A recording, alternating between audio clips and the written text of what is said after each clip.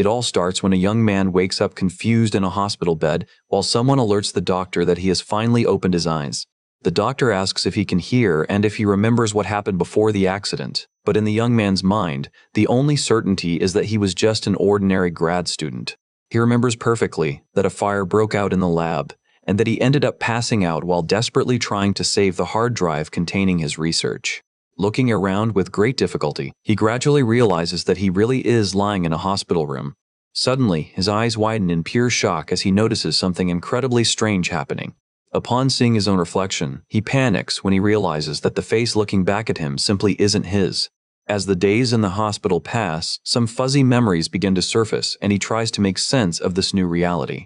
That is when the reality sets in, and he realizes he has ended up reincarnating in someone else's body. He discovers that the previous owner of that body was named Kim Yusung, a simple middle schooler preparing for high school, who was the son of Korean immigrants in Japan. The real Yusung had been in a severe car accident over the weekend and spent several days completely unconscious. With that, the proto understands that his previous life did indeed end in that fire and that he has now taken over the body of the young accident victim. On the bright side, he feels extremely relieved to finally be free from the absolute nightmare that was grad student life. Even so, he decides not to celebrate too soon, knowing that this bizarre possession could end out of nowhere. On the way to his new home, he gets pretty worried, wondering how he will ever manage to adapt to this new reality. As soon as they arrive, the boy's mother sweet-talks him into going upstairs to get some rest, and he agrees immediately. Walking up the stairs, he notices his legs seem to move on their own, as if the body still remembers the exact path to the bedroom. Feeling a huge knot in his stomach for invading a stranger's privacy, he quietly mutters an "excuse me" and opens the door. However, the moment he takes his first step into the room, he freezes completely in shock at what lies inside. He is greeted by gigantic bookshelves packed with entire collections of colorful manga. To make matters worse, the walls are decorated with flashy posters of female anime characters. It is at this exact moment that he realizes the original Kim Yusung was actually a completely fanatical otaku. Shocked by this overwhelming discovery, the proto lets out a heavy sigh of pure disbelief. He sits on the floor, completely drained of strength, and begins to question if he can truly live this boy's life. He fears that Yusung's parents will find his behavior odd, since he knows absolutely nothing about that world of cartoons and collectible figures. Suddenly, while analyzing the messy environment, something taped next to the mirror catches his attention. It is a poster featuring a character who has the exact same haircut and even the same red wristband as Yusung. The young man gets a massive jump scare upon realizing the terrible resemblance and leaps backward. He recognizes the character on that poster immediately and stands there completely flabbergasted by the situation. The truth is, Yusung wasn't just a regular fan. He was such an extreme otaku that he spent the entire day dressed up and acting like his favorite character. Deducing that he will need to mimic these quirks to avoid raising suspicion, the proto begins rummaging through the bookshelves looking for answers. He finds a light novel with a pretty cringy cover and feels a massive wave of secondhand embarrassment just looking at it. Suddenly, a light bulb goes off in his head as he remembers perfectly where he recognizes that face from. He recalls an extremely popular manga called Scramble Love, which was an absolute best-selling phenomenon in the past. The story followed the classic rom-com formula to a T and was highly praised for the author's unique style. The problem is that, at the end of the story, the main character ended up rejecting all the main love interests to marry the most unexpected childhood friend. This nonsensical ending left fans furious, and he remembers very well seeing countless complaints online back then. Curious to better understand how Yusung used to act, he decides that the best way forward is to read that story to prepare himself. But to his surprise, he gets so hooked on the reading that he simply cannot stop. The proto stays up all night pulling an all-nighter pulling through the volumes, and he has to admit that the story is actually really good. The next day, while helping out at the family's barbecue restaurant, his mother asks him to take down the orders if any customers arrive. To stay in character, he responds with a dramatic anime line that leaves his mother relieved to see him acting normal, while he himself is dying of embarrassment inside. Trying to stay positive, he thinks that being the son of restaurant owners is great for his protein diet, when suddenly the door chime rings, announcing the arrival of customers. He turns around to welcome them, but his voice completely vanishes, and he instantly freezes upon looking at the entrance. The young man stares at the couple who just walked in, feeling like he has definitely seen those two faces somewhere before. The blonde girl smiles brightly while clinging to her partner's arm, saying she is going to treat him to a great meal that day. She affectionately calls him Ryujuji, leaving the blonde boy visibly flustered and unsure of how to react. Upon hearing that name, the prota is left completely in shock and at a total loss for words. He realizes right away that those two teenagers are identical to the main characters from the Scramble Love manga.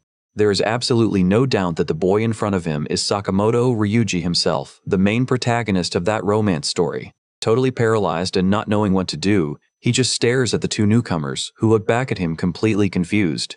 The proto panics as he realizes that this is no ordinary reincarnation, but rather a direct possession inside the universe of a fictional story. He tries to gather his thoughts, remembering that he was just a regular college student before passing away in the fire and waking up in the body of young Kim Yoo-sung. To his surprise, he discovers that this Kim Yoo-sung guy was just a mere unimportant background character in the Scramble Love rom-com manga. In short, the young man realizes he has ended up trapped inside the universe of the book he spent the entire night reading. The big problem is that he didn't read the whole series and only knows a few spoilers from the internet, which means he has no advantage or inside information regarding the future. Even so, he tries to calm himself down, thinking that since it's just a simple rom-com, the world at least isn't at risk of being destroyed by monsters. His initial strategy is very simple. He just needs to stay far away from Sakamoto Ryuji, the main character of the original story. The young man believes that by keeping his distance from the main characters, he will be able to live a peaceful life free of major dangers as a mere background character. Determined to follow this plan, he spends the next few months studying Yoo-sung's behavior, cutting his tacky hair, and enrolling in a high school far away from his original neighborhood. Thanks to his former college student mindset, he dedicates himself so much to his studies that he graduates as the valedictorian of his class and secures a full scholarship.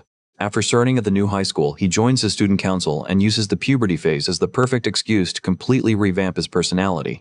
However, even after all that effort to turn his life around, the bizarre possession remains going strong. Accepting that he will have to adapt to this new reality, he begins planning new ways to ensure a safe and comfortable future.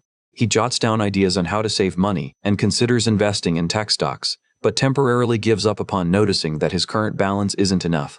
Realizing that physical strength is indispensable to survive any unexpected event, the young man decides to focus on improving his conditioning and starts running on the treadmill every single day. He knows that even though he is in a rom-com, it's always better to have a strong body just in case he needs to face some surprise trouble.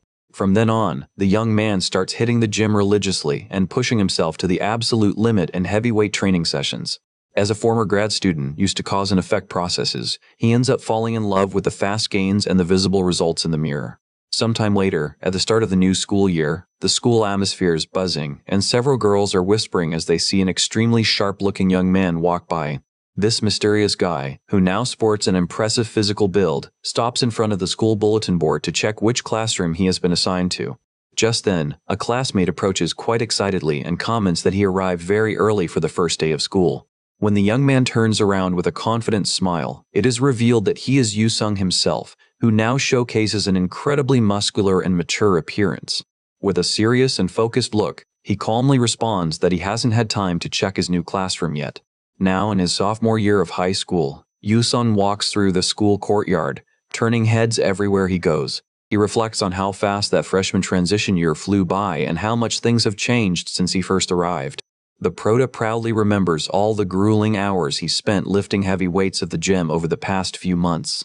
He knows very well that he built that formidable physique solely as an extreme self-defense measure to protect himself from the dangers of this world. After all, he is living inside a manga where absurd things like aliens, ghosts, and mobsters can pop up out of nowhere at any moment. Yoo-sung reinforces to himself that all that training serves solely to guarantee his safety in an uncertain future and not out of mere physical vanity. Satisfied with having managed to spend the entire first year without catching the attention of the main characters, he enters the school confident that he just needs to maintain this same low-profile rhythm. But all that confidence built seconds prior begins to crumble the moment he reaches the door of classroom sophomore B. Suddenly, young Yaguchi Maya, known for being the main heroine of the original story, enters the classroom radiating friendliness. Sitting at his desk, the original main character Sakamoto Ryuji lets out a dejected sigh and complains that his day did not start well at all.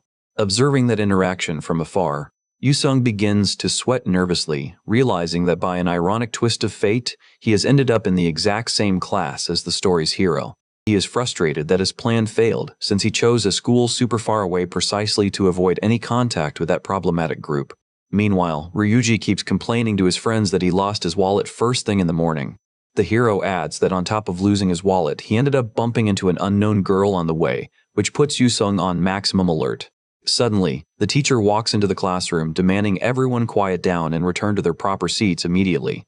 The teacher asks the students to calm down for a moment, acknowledging that the first day of class is usually an absolute mess. Next, he catches everyone's attention by announcing that he has an extremely important announcement to make to the class that day. With a big smile, the teacher reveals that the class will be receiving a new transfer student and asks her to come in. At that moment, a stunningly beautiful young blonde girl opens the classroom door in a triumphant and radiant manner. All the boys in the class are instantly dazzled by her beauty, while the teacher jokes that they should pay that same amount of attention to the blackboard. The teacher asks everyone to be kind and help the newcomer adjust to the school, and then asks her to introduce herself to the class. With an extremely friendly smile, the girl introduces herself as Kishimoto Rika, revealing that she moved from Shizuoka and loves cats, sweets, and taking naps. Watching that scene unfold right before his eyes, Yusung laments the fact that she was placed in the exact same room as the protagonist. He recognizes that classic rom-com cliché instantly, where a new heroine appears out of nowhere as a transfer student.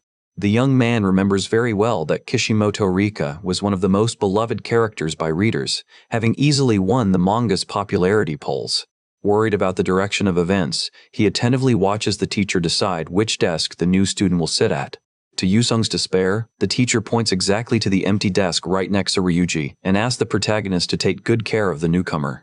As soon as he sets eyes on the new girl, Ryuji is completely shocked, recognizing the feisty girl he crossed paths with earlier. At the same time, Rika also points at the hero with an expression of absolute surprise upon noticing his presence.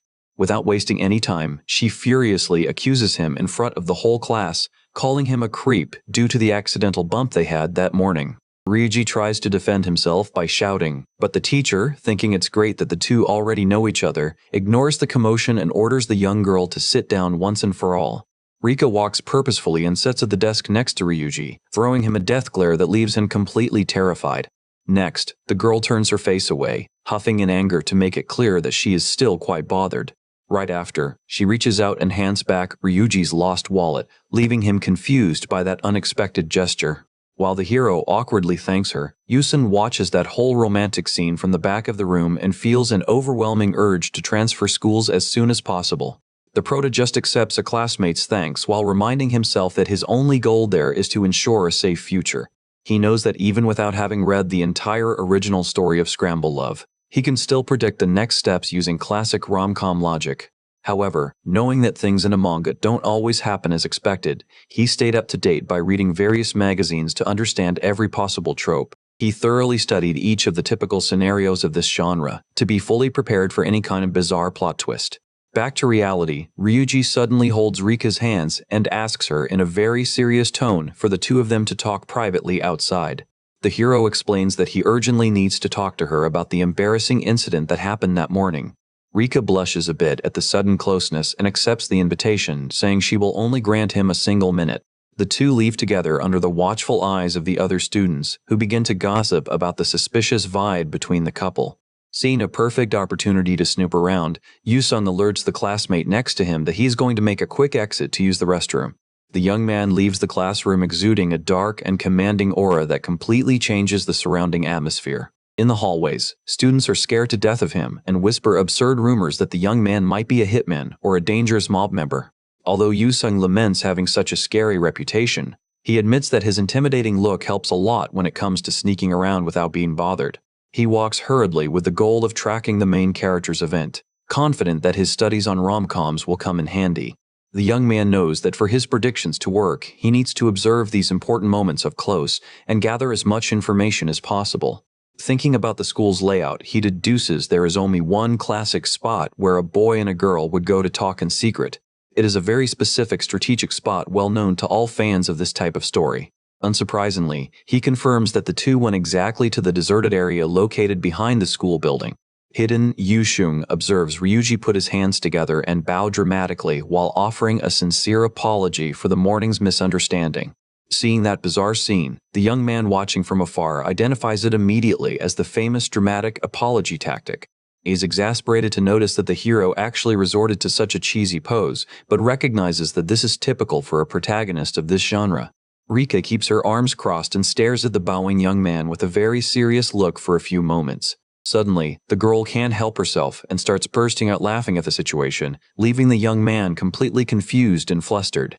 Rika smiles mischievously and comments that he turned out to be a much more innocent boy than she had imagined. Surprised that she isn't upset, Ryuji asks if the bunk really was forgiven, and the young girl responds that she isn't petty enough to hold a grudge over an accident. When questioned about why she pretended to be mad, she confesses she just wanted to see his shot face one more time, annoying the young man while Yusung observes everything in silence. The prota analyzes the situation and recalls that Rika is the typical girl with a bright personality who conquered the top of the manga's popularity polls. He notes that this exact moment represents the first major bonding event between her and the story's hero. However, while tracking the classic beginning of that cliché romance, Yusung senses the presence of someone approaching from behind his hiding spot. The young man freezes instantly upon hearing an authoritative voice calling his name right behind him. The person asks what the future student council secretary is doing crouching there in the bushes in such a suspicious manner. It is a beautiful young woman with dark hair who questions him, hiding her face behind a red fan, asking if he is there spying on girls. She is Saionji Kumiko, the powerful student council president who comes from a noble Kyoto lineage and is the classic character with a villainous posture. Yusun recalls that despite her commanding stance, she's a tragic figure who ended up forgotten in the original story as a mere romance rival. But he decides he cannot let any of them get close to the hero. To cover his tracks, he quickly stands up holding a tree branch and makes up a story that he was just gathering it to decorate the student council room. Kumiko analyzes the branch suspiciously from behind her fan and comments on the bizarre choice of decoration for the room. The prota stares at her with total seriousness, trying to sustain his lie at all costs so as not to look like a creep. To the young man's surprise, the young lady blushes slightly and accepts the gift, saying she will at least place the branch in the staff meeting room. Yusun thanks her formally, but is shocked on the inside to realize that his absurd excuse actually worked on the president. Safe for now, he changes the subject by asking what brought her there, since the start of the school year is usually an extremely busy time for her. Kumiko proudly explains that she decided to organize a special lunch with the council members to strengthen the group's bond and that she decided to invite him personally. She turns excitedly, telling him to come along quickly, warning that the school cafeteria usually fills up very fast and they might be left without a spot. The prota agrees to accompany her but jokingly points out that the regular cafeteria will hardly have anything to please the president's refined palate, making her stop dead in her tracks. Kumiko lets out a proud laugh and comments in a snooty tone that the young man clearly does not know her true self. She gestures with her fan dramatically, asking if he truly thinks she knows nothing about the cuisine and culture of ordinary people. To prove her point, she brags that she ate a bowl of pork cutlet rice at the staff cafeteria and found the meal perfectly acceptable. Yusun freezes from secondhand embarrassment, thinking that she talks as if she were doing a massive favor by eating simple dishes, since she normally only consumes premium meats. Straight to the point, the young man shatters her posture by revealing that the regular students' cafeteria simply does not serve that kind of pork dish. Kumiko panics immediately and asks what they serve after all, receiving a suggestion from the secretary that the closest available dish is gyudon. Upon hearing the dish's name, the president makes a disgusted face and complains that the name sounds far too vulgar and blunt for her refined standards.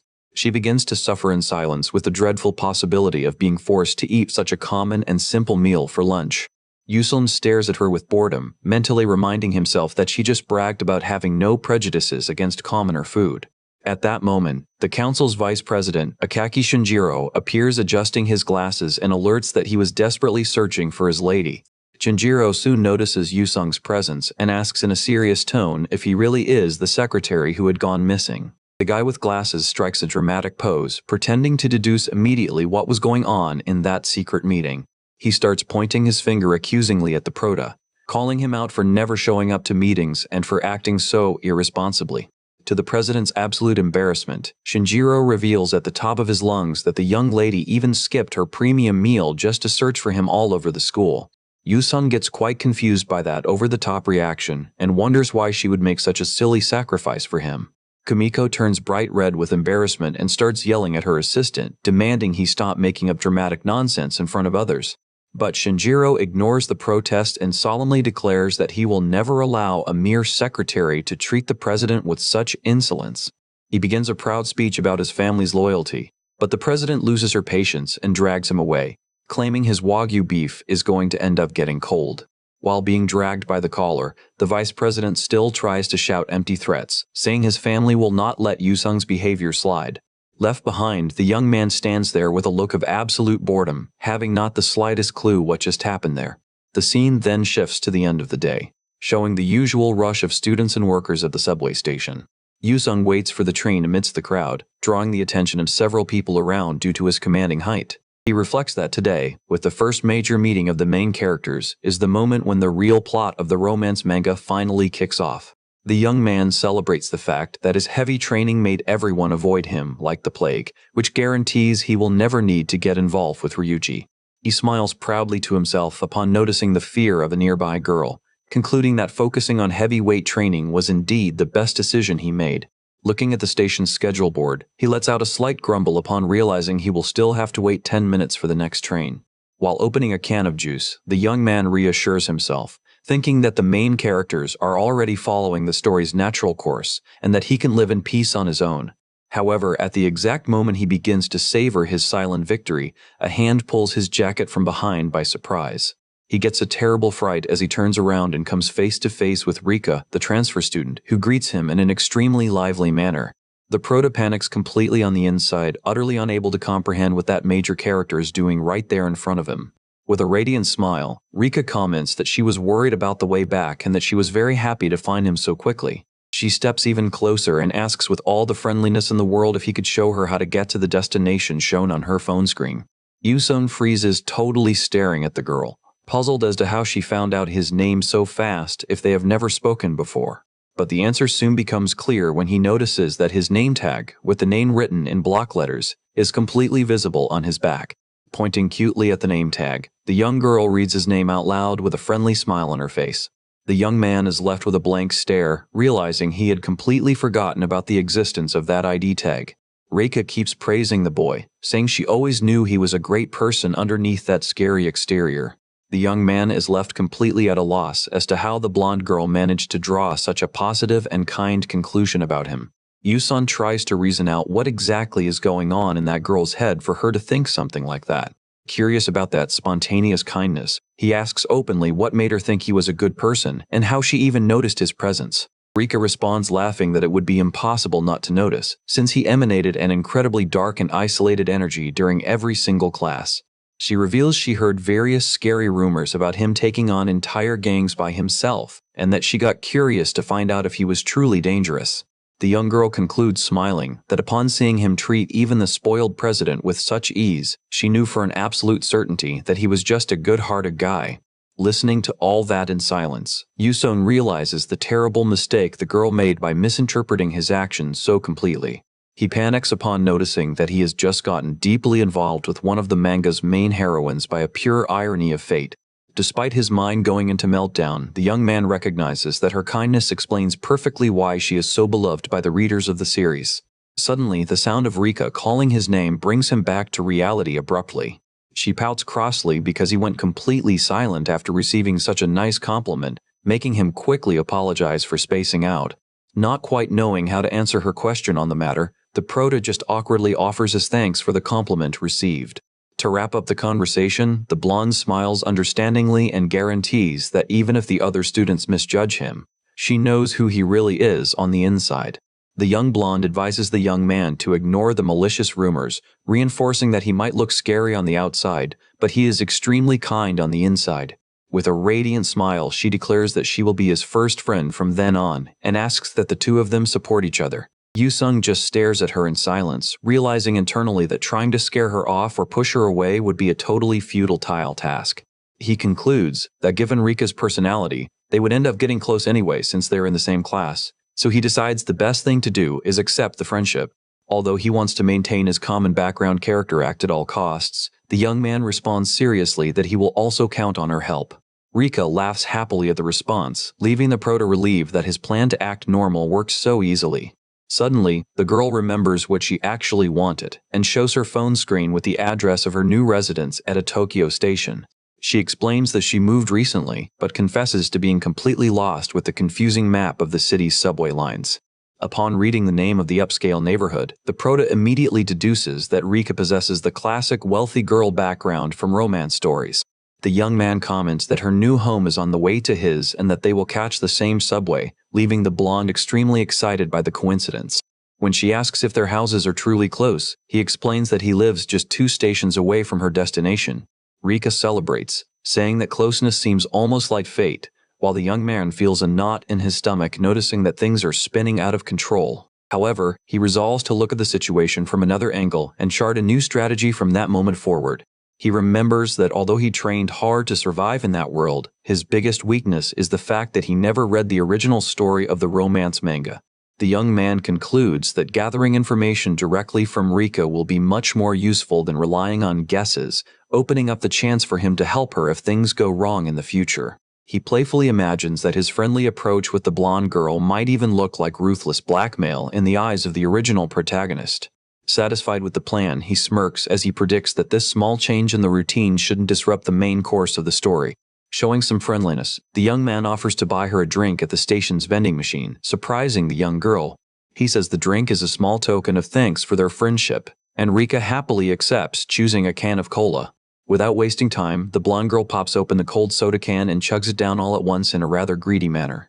She lets out a sigh of extreme satisfaction, exclaiming that nothing in the world can beat the taste of an ice-cold cola. Yu-sun jokingly asks if she likes soda that much, and the young girl confesses she hadn't had anything sweet in ages due to her strict diet.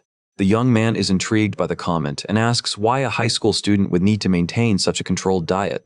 To answer the question, Rika proudly displays on her phone a professional fashion photo shoot she did herself in the past.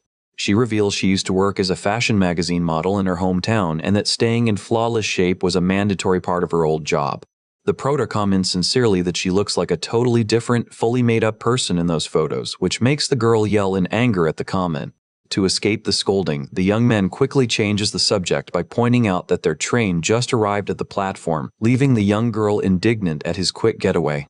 At that moment, the green-colored train pulls noisily into the station, and the automatic doors open for the passengers. As they step into the car, some young delinquents begin whispering in terror about Yu-sung's gigantic size, fearing for their very lives. They quickly avert their gaze to avoid making eye contact with the young man, while regular passengers wonder how they will travel in peace near someone so scary. Oblivious to the tension, Rika comments smiling that his company made the commute much easier, leaving the young man thoughtful about how she completely ignores his intimidating aura. Paying little mind to the whispers, Yu-sung starts analyzing the route map on the train wall to chart the exact path to her house. He begins giving quick directions to the young girl, who tries to note everything down on her phone in a rather clumsy manner. Upon reaching his stop, the young man steps out of the car calmly while the blonde runs after him, afraid of being abandoned at the wrong station. He alerts her that his trip ends there at Chito's Funabashi station and that her house is just 2 stations away, receiving a warm thank you. As the train doors slowly close, Rika waves quite cutely and alerts him that she will be counting on his help the next day as well. The young man is left alone on the subway platform, digesting that loud farewell and wondering what on earth she meant by that. He stands there thoughtfully, unable to believe that he has actually become the personal bodyguard of the main heroine. The next day, the school bell rings announcing the start of lunch break, and students run excitedly toward the cafeteria. Yu-sung resolves to sit alone in an isolated area near the dumpsters, lamenting the fact that he forgot to prepare his usual meal. The young man opens his special lunchbox, containing a generous, beautifully colorful portion of Korean kimbap. With a healthy appetite, he picks up a piece of the roll with his chopsticks and prepares to enjoy his food in peace. Suddenly, he hears timid footsteps and comes across Rika standing in front of him, holding her lunchbox and looking extremely worried. The girl approaches on the verge of tears and asks sadly if he really usually eats lunch alone in that isolated corner every single day. The prota calmly explains that he prefers to eat there so as not to make his classmates uncomfortable with his intimidating presence. But the blonde insists he shouldn't isolate himself. He argues that this setup is also more comfortable for him and reminds the young girl that she herself said everyone would one day see who he really is on the inside. Yu-sung concludes by saying he just needs to wait patiently for that day, leaving the girl blushing and touched by his maturity. To break the tense mood, she points to the kimbap rolls in his lunchbox and asks excitedly if she can try one, saying she only knew the dish because of K-dramas. Surprised by how fast she switched from sadness to excitement, the young man awkwardly agrees to share his food with her. Rika lets out a mischievous laugh at his reaction and proposes, in a very determined manner, that the two of them start having lunch together every single day from that moment on. Yoo-sung apologizes, saying he can't bring kimbap every day, but Rika gets extremely annoyed and yells that she didn't suggest eating together just for the food. Somehow, the young man realizes he has become quite close to Rika and notices that her super cheerful way makes hanging out very easy, justifying her immense popularity. Rika savors the food completely enchanted and asks if his family really runs a Korean restaurant. He responds that it's just a common dish, but thanks her for liking it so much and listens to the girl ask him to pass along a compliment to his mother. Next, the young girl offers to trade a bit of her Japanese omelet for one more piece of that Korean delicacy. Yoo-sung accepts the friendly trade and uses his chopsticks to pick up one of the pieces from her bento. Without hesitation, the young man puts the omelet in his mouth and begins to chew calmly. However, he is completely shocked the exact instant he tastes that food. The prota panics mentally upon realizing that the dish is so absurdly sweet it would make even a master baker feel sick. He asks, startled about the amount of sugar in there, and Rika simply responds that she used what felt right, revealing her sugar addiction. With fierce determination, Yoo-sung warns that eating like that will ruin her health and promises to prepare a sugar-free Korean omelet next time. When Rika asks what he uses in the recipe, the young man reveals he prefers to use salt, leaving the young girl disgusted by the idea of swapping sweet for savory. She jokes, saying he has pretty weird tastes, while the protagonist mentally insists that salt is the correct ingredient and that she is going to end up getting sick. Suddenly, a loud whistle blast echoes through the area, startling both of them right in the middle of their lunch. Looking in the direction of the noise, Yoo-sung spots the student council president accompanied by her assistant right there in the parking lot area. The young man notices, surprised, that Kumiko herself is the one blowing the whistle with an expression filled with indignation. Extremely annoyed, she begins to mutter that improper relations between students might even be forgiven by the heavens, but that there are limits to everything. Raising her briefcase in a commanding manner, the young woman declares out loud that she will never allow such an absurdity as the student council president. Yoo-sung gets totally confused by the scene and wonders what kind of inappropriate relationship she is referring to. At that moment, Shinjiro approaches and argues that a boy and a girl hiding in a deserted corner to eat lunch is the very definition of something improper. The vice president points his finger and accuses the prota of trying to make pathetic excuses after being caught red-handed. The young man calmly denies making excuses and comments that the two of them have been bumping into each other with unusual frequency lately. Yoo-sung points out that seeing each other during every single lunch break is already getting weird, while Rika silently watches the president avert her gaze. Embarrassed and hiding behind her red fan, Kumiko timidly asks if he has something important to tell her. Suddenly, Rika points her finger excitedly and shouts that she finally remembered who she is, calling her the Dark Student Council President. Kumiko is left completely shocked and paralyzed upon hearing that strange nickname coming from the blonde girl. Rika explains, smiling, that there are rumors about her always walking alone in that distinct black uniform, which perfectly explains the origin of the nickname. Beside herself with indignation, the president yells that the uniform serves exclusively to demonstrate the dignity and authority of the council. The blonde advises her to just accept the fame, accidentally revealing that all the other students actually consider that outfit a nice piece of cosplay. Kumiko collapses mentally upon discovering that the students mock her behind her back, while Rika, in an innocent manner, tries to comfort her by offering a piece of egg bread. Red with embarrassment, the president warns that she will let it slide just for today, but solemnly swears she will return to take her revenge. She runs off desperately while trying to hide her blushing face with her fan, leaving her assistant totally confused behind. Shinjiro runs right after, shouting for her to wait, leaving the two friends alone on the parking lot bench. Rika is genuinely at a loss as to what she just did wrong, and Yoo-sung just responds bluntly that he has no clue what happened either. Later, back in the classroom, the young man is caught off guard to hear the girl cheerfully calling his name. She approaches with her bag in hand and asks curiously why he hasn't gone home yet after classes have ended. Noticing the school handbook on the desk, Rika discovers that he is looking for a club to join since he was too busy with council duties during his freshman year. The young blonde gets immediately hyped up and proposes that the two of them check out some activities together that very day so he can try out his options.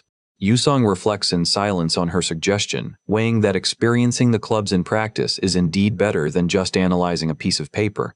He agrees that this is the best alternative and decides to start the visits immediately, making Rika laugh with satisfaction while planning the itinerary. However, the young man shocks his friend by revealing that he intends to visit absolutely every single club in the school without exception. With an extremely serious and intimidating look, he prepares to explain the real reason behind that over-the-top decision.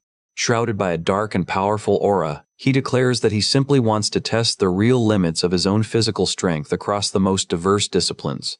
The duo's first destination is the school soccer club, where activities are already underway in full swing on the field.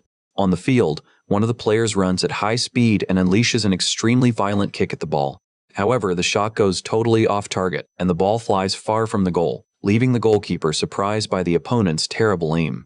The kicker gets infuriated for failing to hit the target, while his teammate mocks the fact that he wasted 5 chances in a row.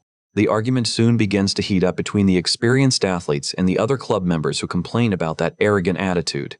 To prove that the task is extremely simple, the other player positions himself with his back turned and guarantees he will show how it's done. It is at this moment of provocation that a deep voice catches the attention of the 2 teenagers, who get furious at being interrupted in the middle of their silly argument.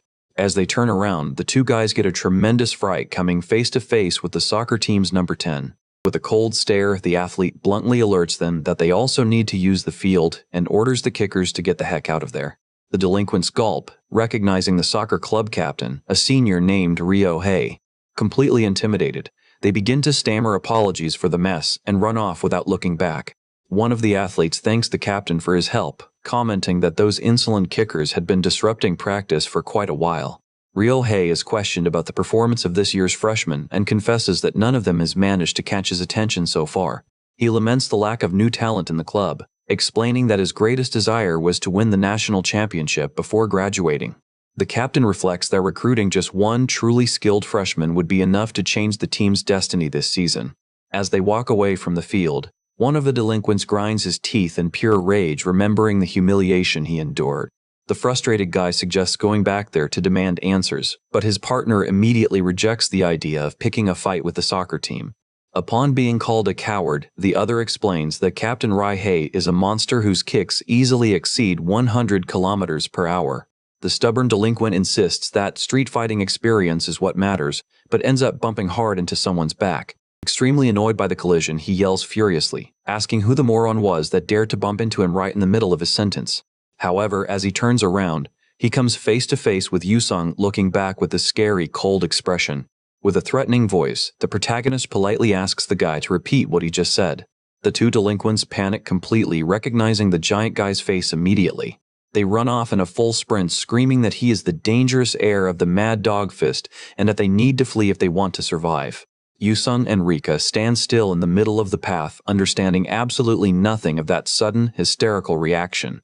Around them, other students begin whispering in admiration about how the young man managed to defeat 2 troublemakers using nothing but the power of his gaze. Rika starts scolding the young man for picking fights, but he defends himself, explaining that he merely looked back when they spoke to him. The young blonde sighs and comments that in his case, even a simple glance is already far too intimidating for anyone to bear. Nearby, one of the soccer team players notices the arrival of new faces at the edge of the field.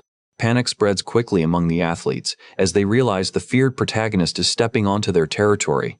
The guys begin to tremble with fear, imagining he went over there to get revenge for something or cause total destruction. With all his leadership posture, Captain Ryohei calms his teammates, saying he highly doubts someone like him would have such petty motives.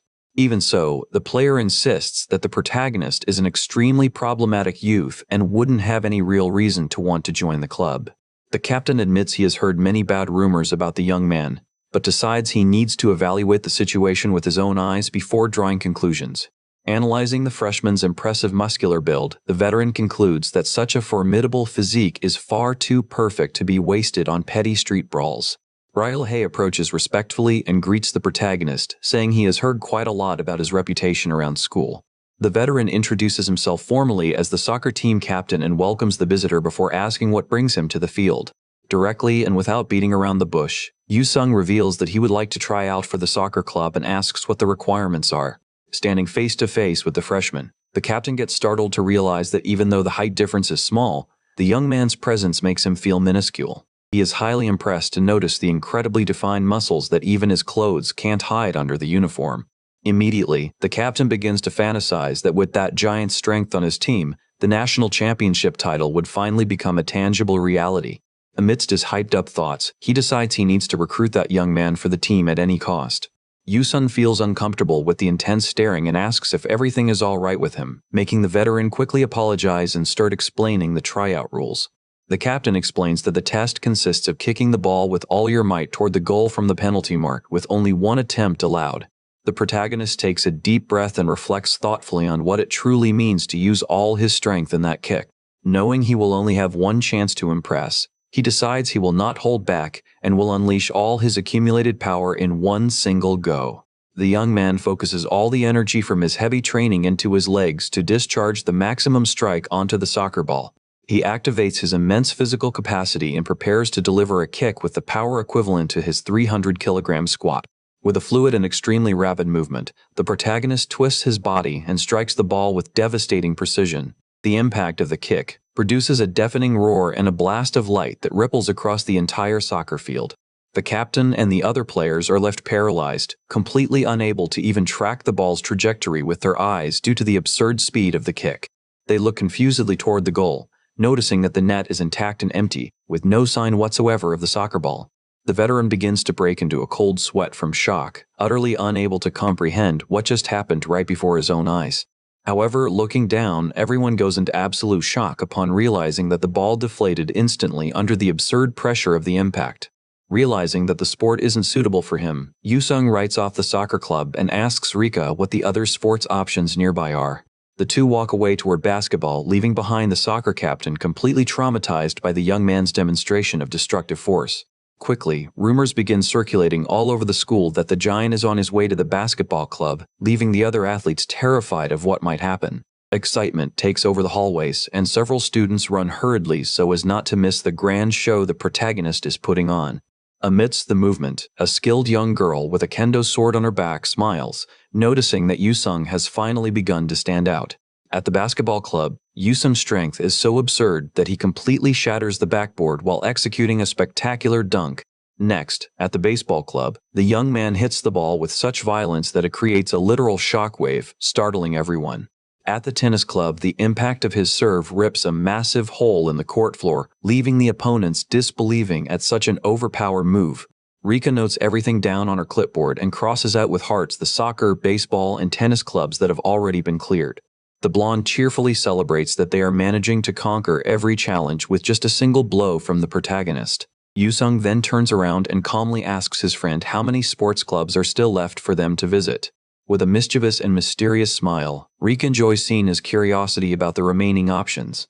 She strikes a dramatic pose, puts on her glasses, and proudly announces that she will use all her collected data to give him the perfect answer. She explains that excluding the disciplines that aren't offering tryouts today, only 3 sports clubs remain available on the list. Rika details cutely that the first option is the track and field club, ideal for developing the stamina and focus of its members. The second option is the swimming club, which works the cardiovascular system and strengthens the muscles of the entire body. Finally, she presents the Kendo Club, known for intensely training the discipline and mental toughness of its practitioners. Adjusting her glasses intellectually, the young girl concludes that these are the 3 activities still open for tryouts on that day. She asks all proudly if the explanation wasn't flawless, while the protagonist just offers his thanks, thinking she went a bit overboard with the performance.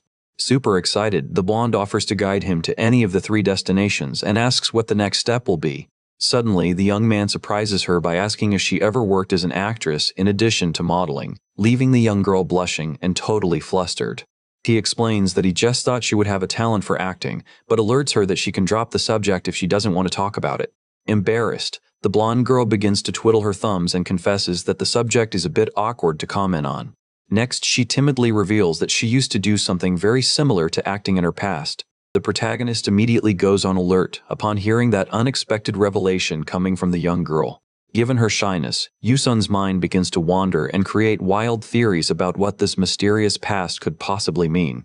He tries to calm himself down, remembering that Rika is one of the main heroines and would never have a problematic past, but concludes it would be good to find out so as not to ruin the original story.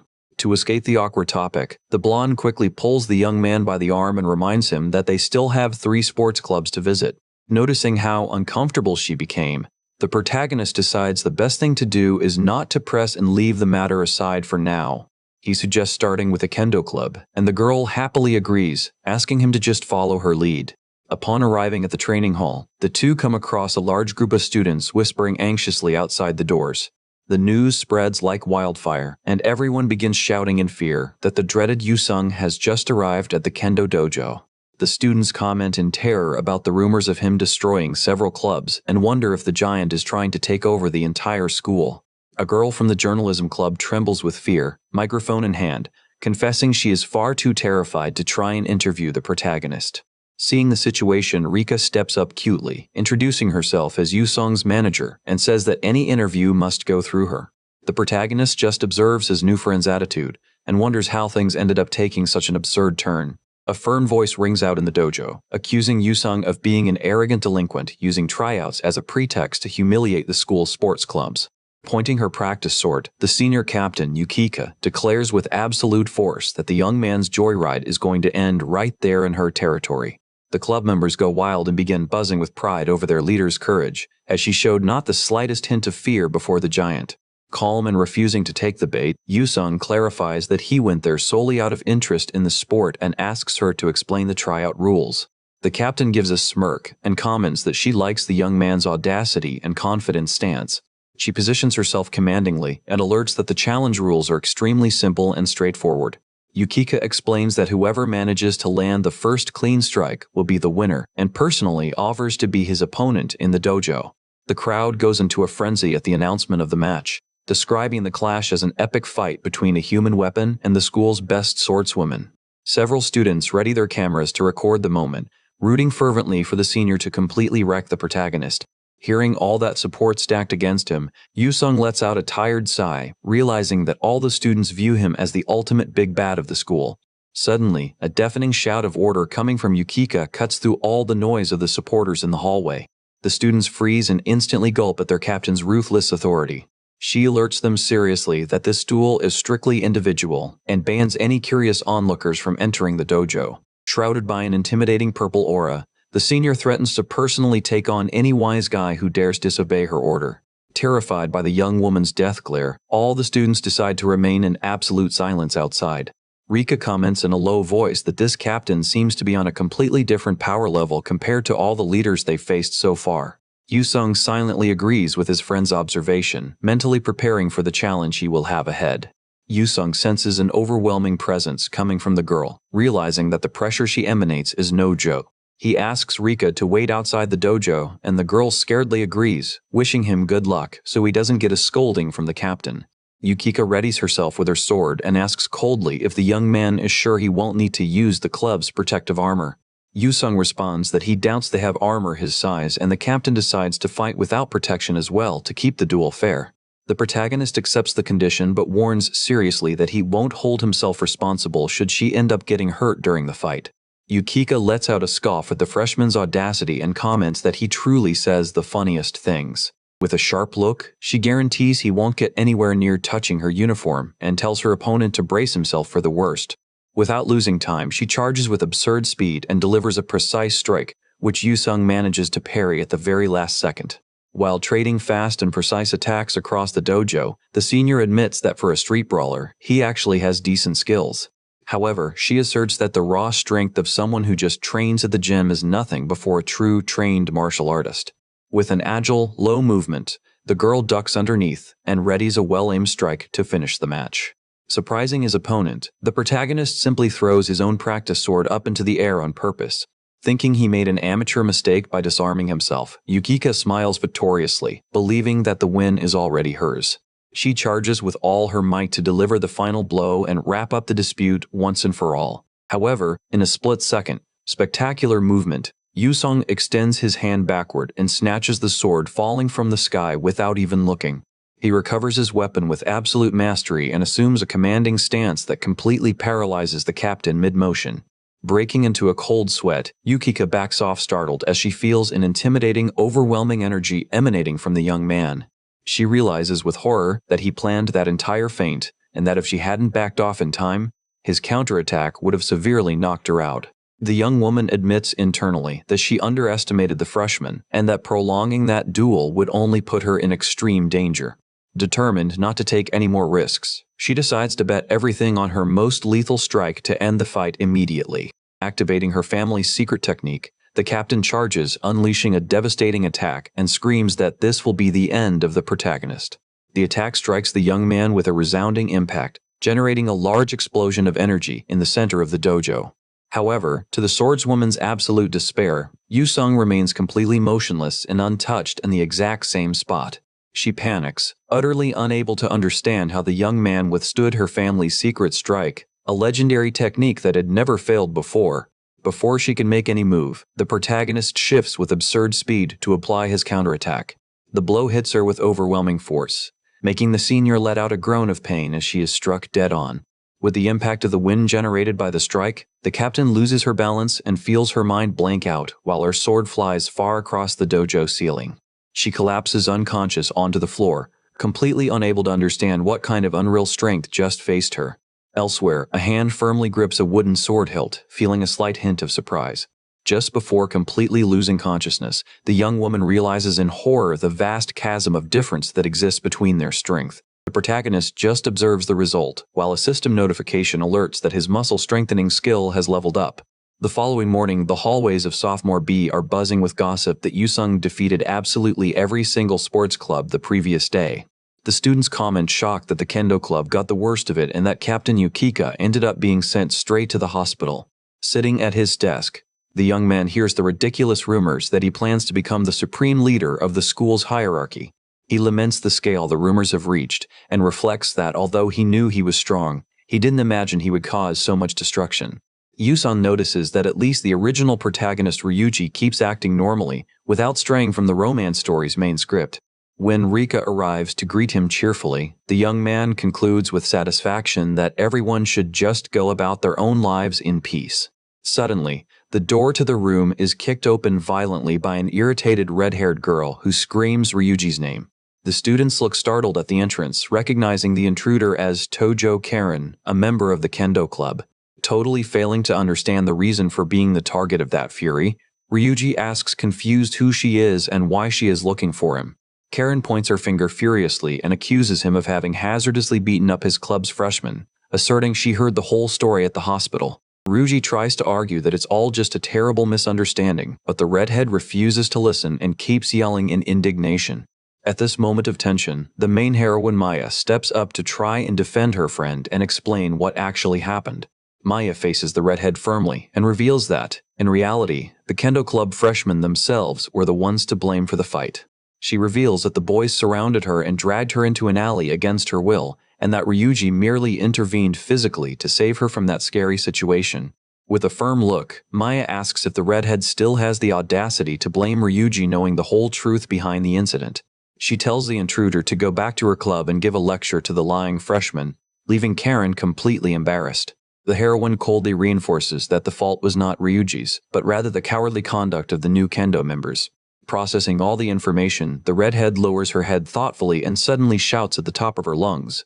With her face turning completely red, Karen points her finger at the blonde boy and dramatically declares that from that moment on, he will be her man.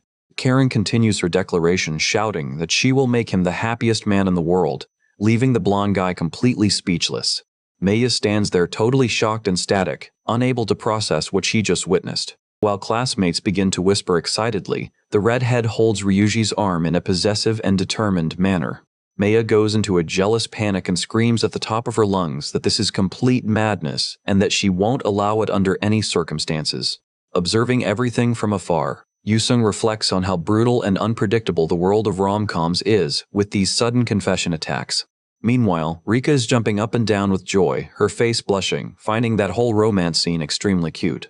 The young blonde thinks to herself that Karen is an incredibly stylish girl packed with attitude for taking the initiative like that. In the back of the room, gossip continues to run wild among the students who debate over who will be chosen by Ryuji. One of the boys bets that the best option would be his childhood friend for being sweet and having a very nice figure. Another classmate fires back, saying that the real charm lies in the girls who are tough on the outside but turn into a docile puppy only around their boyfriend. Ignoring the chatter, Yusung rests his face on his hand and notices that everyone in the room remains completely obsessed with the confession gossip. He recalls Karen's direct phrase demanding the protagonist be her boyfriend in such an aggressive manner. The young man reflects that it takes a lot of courage to say something like that in front of everyone and at the exact time of recess.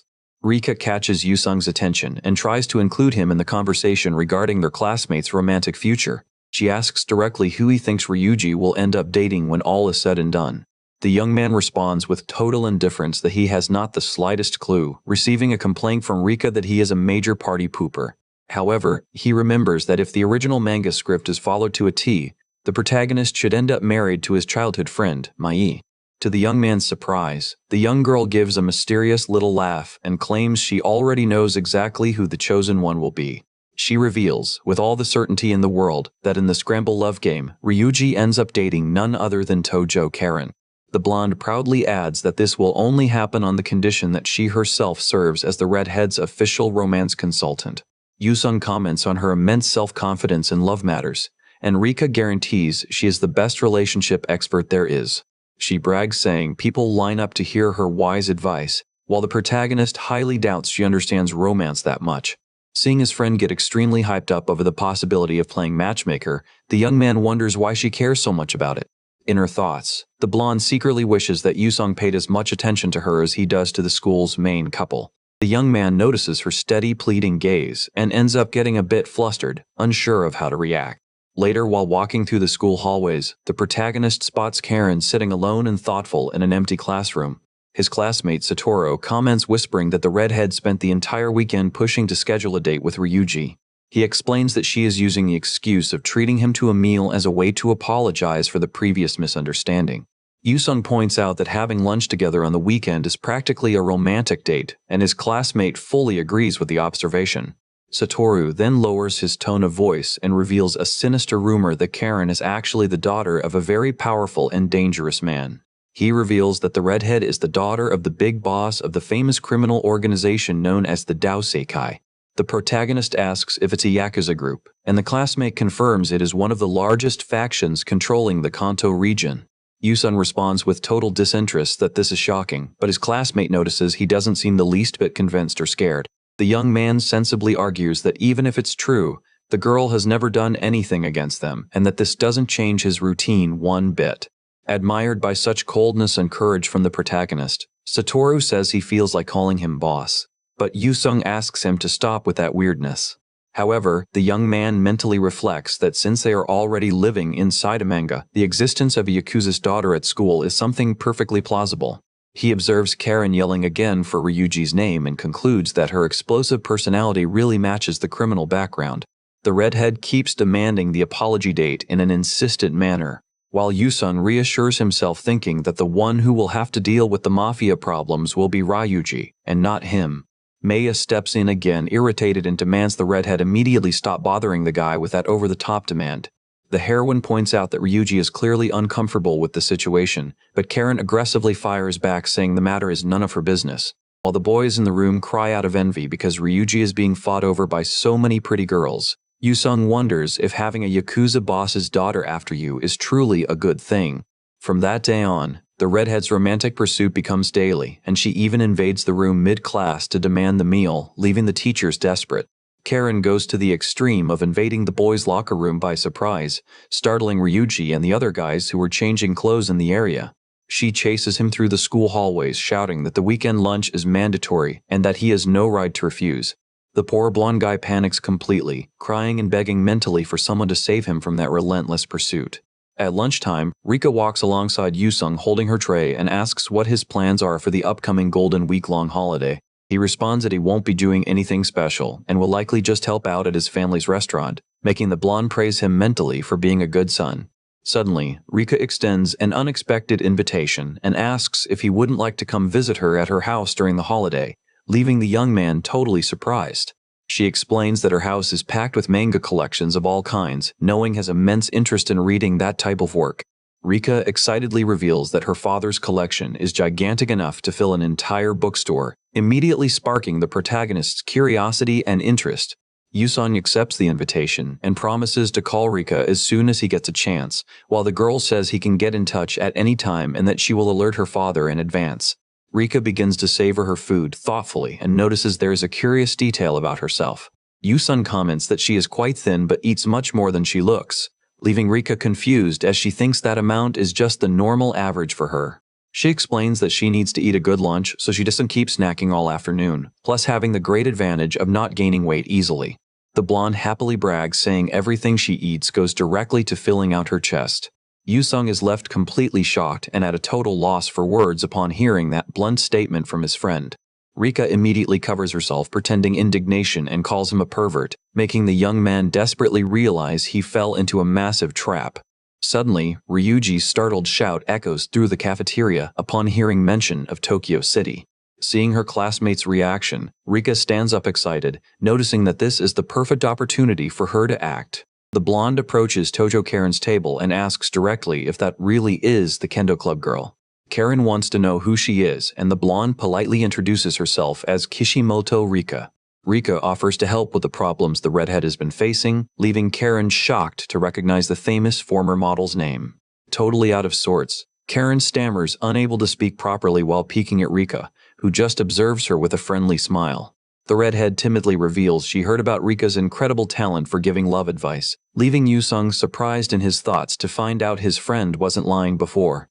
Karen asks how she found out there was a problem, and the blonde responds that it would be impossible not to notice since the redhead goes to their room during every recess chasing Ryuji. Desperate, Karen covers Rika's mouth to tell her to shut up before other people in the cafeteria end up overhearing about her secret crush. Even with her mouth covered, Rika thinks satisfied that the timing is perfect because she also already wanted to talk to the redhead. The romance consultant decides she's going to help Karen resolve her dilemmas of the heart once and for all. While walking home alone, Yusong reflects that Rika seems to be truly having a blast with that whole situation.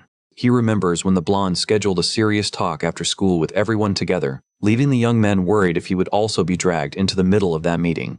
The young man recalls that in the original story, Ryuji was supposed to be the sole center of a massive romantic dispute, but feels that Rika's over-the-top enthusiasm in helping everyone is changing the course of things. Determined to stop thinking so much about other people's problems, Yusong enters the gym focused solely on starting his heavy training for the day. Upon entering the weight room, he gets quite confused by the exaggerated noise of the men training there. The protagonist wonders about the reason for so much shouting until he is called by his own name by someone right behind him. He turns around and notices he ran into an acquaintance in a totally unexpected way in that place. It is Fuma Yukika, the Kendo Club captain he had recently dueled with. Surprised, the young man asks to confirm if she really is the sword club leader. She explains that the school club workouts weren't being enough for her physical conditioning, but admits she didn't expect to run into him there. Yusong gives an awkward laugh and soon understands the reason why the other men in the gym are suddenly so hyped up and showing off. He notices the young woman's athletic appearance and mentally admits she is indeed a very pretty girl. The young man comments that he didn't know she lived around that area, and Yukika responds that she moved a short while ago. Upon learning of the recent move, Yusong reacts surprised, thinking that coincidence is perfect. Suddenly, the gym director, Nakayama Yujiro, appears very excited and orders Yusong to show the new student how things work. The director argues that since they are schoolmates, she will be much more comfortable training with him than with an old man, leaving the young man completely unsure what to do with that sudden decision. Yujiro whispers into Yusong's ear, saying he believes the girl enrolled there solely because she likes him, wishing the stunned youth good luck. While the director suggests that Yukika just observe on her first day, the protagonist mentally laments that the man misunderstood everything completely. Yusong positions himself before a bar loaded with weights under the watchful gaze of the director and the kendo captain. The director suggests starting light at 220 kilograms, leaving Yukika shocked at such an absurd weight right at the start of the warm-up. Yujiro tries to calm her down, asserting that in 20 years of a professional career, he has never seen a monster with that boy's strength. With total determination, the young man grips the metal bar firmly and readies himself for the weightlift. He executes the squat with enormous ease, lifting the heavy load without showing any sign of effort. The instructor praises the ease of the movement and decides to increase the load to 270 kilograms, leaving the swordswoman even more horrified. Yukika watches incredulous while the young man successfully completes 5 full sets of that insane exercise. While the director proudly celebrates his student's performance, the girl wonders if that isn't just self-punishment, despite recognizing his flawless coordination and strength. Yukika reflects that that body definitely does not belong to an ordinary high school student. Comparing the young man to a true legendary anomaly about whom she had only heard rumors, she senses a powerful energy emanating from him and concludes with absolute certainty that the young man possesses the legendary extreme yang physique. The young woman focuses her gaze on the protagonist, totally fascinated by the commanding presence that rare physique exudes. Yukika recalls that this bodily constitution grants the vitality of 100 men, and that, according to legends, all the great heroes of ancient history possessed this exact same trait. She is certain of her theory from having already faced the young man in real combat, knowing very well that level of power isn't something achieved solely through gym workouts. Faced with such an impactful discovery, the captain decides she needs to urgently report the young man's existence to that mysterious person in her family. The scene then cuts to a traditional Japanese residence. As soon as they arrive, Karen, Rika, and Yusung are greeted by several men in black suits who offer formal welcomes to the young lady. The protagonist begins to sweat nervously upon realizing that Karen's family really is part of the Yakuza, staying surprised that Rika acts with such ease. While Yusung questions if this kind of thing is normal in this new world, a man with a scar on his face notices their presence and gets a massive fright. The security guard panics at the young man's colossal size, feeling an incredibly intimidating pressure coming from that mountain of muscles. Pointing his finger desperately, the man accuses Yusung of being a spy from another rival faction and tells Karen to step back immediately for safety. Annoyed by the confusion, Karen delivers a blow to the guard's arm and clarifies that the two came solely to help her, while the man still thinks it's impossible that scary face belongs to a high school student. Already inside the residence, an apology is made for the exaggerated and rude attitude of the security guards. Wearing a kitchen apron, Yusung tries to calm her down, saying it's fine, as he is more than used to being misinterpreted because of his appearance. The young man tries to take a step back, claiming he knows nothing about romance to give advice, but Rika points at him and says a man's perspective is exactly what they need. Karen timidly holds an onion and wonders if she can really win the heart of the guy she likes with her cooking, while Rika guarantees nothing beats a handmade meal. Oozing confidence, the blonde strikes a pose and tells her to fully trust the advice of the great love expert, Kishimoto Rika. Watching that scene, Yusung feels a true shiver of secondhand embarrassment seeing his friend call herself an expert while speaking in the third person. Super excited about the idea, the girls give the green light and everyone readies to kick off the work in the kitchen. After a lot of effort, Karen finally displays her first bento box completely finished and glowing. The redhead gets extremely emotional at the result of her first handmade meal, receiving the applause and congratulations of her friend. But a brief flashback reveals the path was tense, with Rika yelling for Karen to control the fire while the redhead thought maximum heat was the secret to everything, resulting in totally carbonized food. Yusung observes that celebration with arms crossed and thinks the journey was a disaster, noticing that this is exactly how cooking works in rom-coms. The strong smell of food ends up sparking the protagonist's appetite, and he offers to prepare something real quick for their dinner. Faced with the surprised look of the two girls, the young man turns around with a confident smile and tells them to leave everything under his responsibility. Yusung takes the reins of the stove and begins stir-frying the rice with unbelievable skill amidst large flames. Rika and Karen watch open-mouthed at the true show of professional gastronomy the young man puts on with the frying pan. In a matter of minutes, he serves a flawless dish of steaming fried rice that leaves the two salivating with desire. Without wasting time, the girls begin devouring the meal and are marveled by the absolutely fantastic flavor of that simple dish. Impressed, Rika asks since when he cooks so well, and Yusung explains that he started practicing during his freshman school year to prepare his own meals. He remembers when his mother used to wake up at dawn to cook for him, something that made him feel very bad to see her always so exhausted. The young man shares that in the beginning, he was very clumsy and messed up a lot, but that he persisted until he got the hang of it, leaving Rika deeply touched by that moving story. When questioned about who makes her lunchboxes, the blonde says all proudly that her mother makes everything with a lot of love, making Yusung find amusement in that freeloading of hers. Suddenly, Rika gives a start upon remembering that she brought a very important gift for Karen. She hands a bag to the redhead and reveals she went to a cosmetics store to buy everything she will need to take care of her appearance. Karen thanks her timidly while holding the gift and listens to her friend explain that she even noted down a step-by-step basic skincare routine. Rika already plans that the next step after makeup will be for them to go shopping together to revamp her wardrobe, leaving the redhead startled at the idea of spending even more. The blonde explains that her school style is acceptable, but her regular casual clothes are a bit complicated. Without any filter, Rika says her friend's style looks like that of an old-timer who wears a tracksuit over the uniform, leaving Karen completely crushed by the painful honesty. Even depressed by the comment, the redhead accepts the truth and promises to push herself to the limit on the makeup to ensure the date happens no matter what. Rika celebrates her friend's determination and alerts that she will start the makeup right now, telling Yusung to wait outside. The young man is left failing to understand why he needs to keep waiting alone, but the blonde insists that witnessing a woman's transformation is practically a crime. Rika excitedly drags Karen to the other room, leaving the big guy abandoned behind. Alone in the room, Yusung stands there thoughtful and confused, since she herself had said right at the start that a man's opinion was fundamental to the process. Already during the night, the two initiate the walk back home under the light of the city lampposts. While walking side by side through the quiet streets, Yusung sincerely hopes that Karen's plans work out in the end. The young man proposes a quick stop at a convenience store to buy his weekly manga magazine, and Rika decides to accompany him excitedly. Upon seeing his excitement, the girl comments that her father always says people who love manga are inherently good.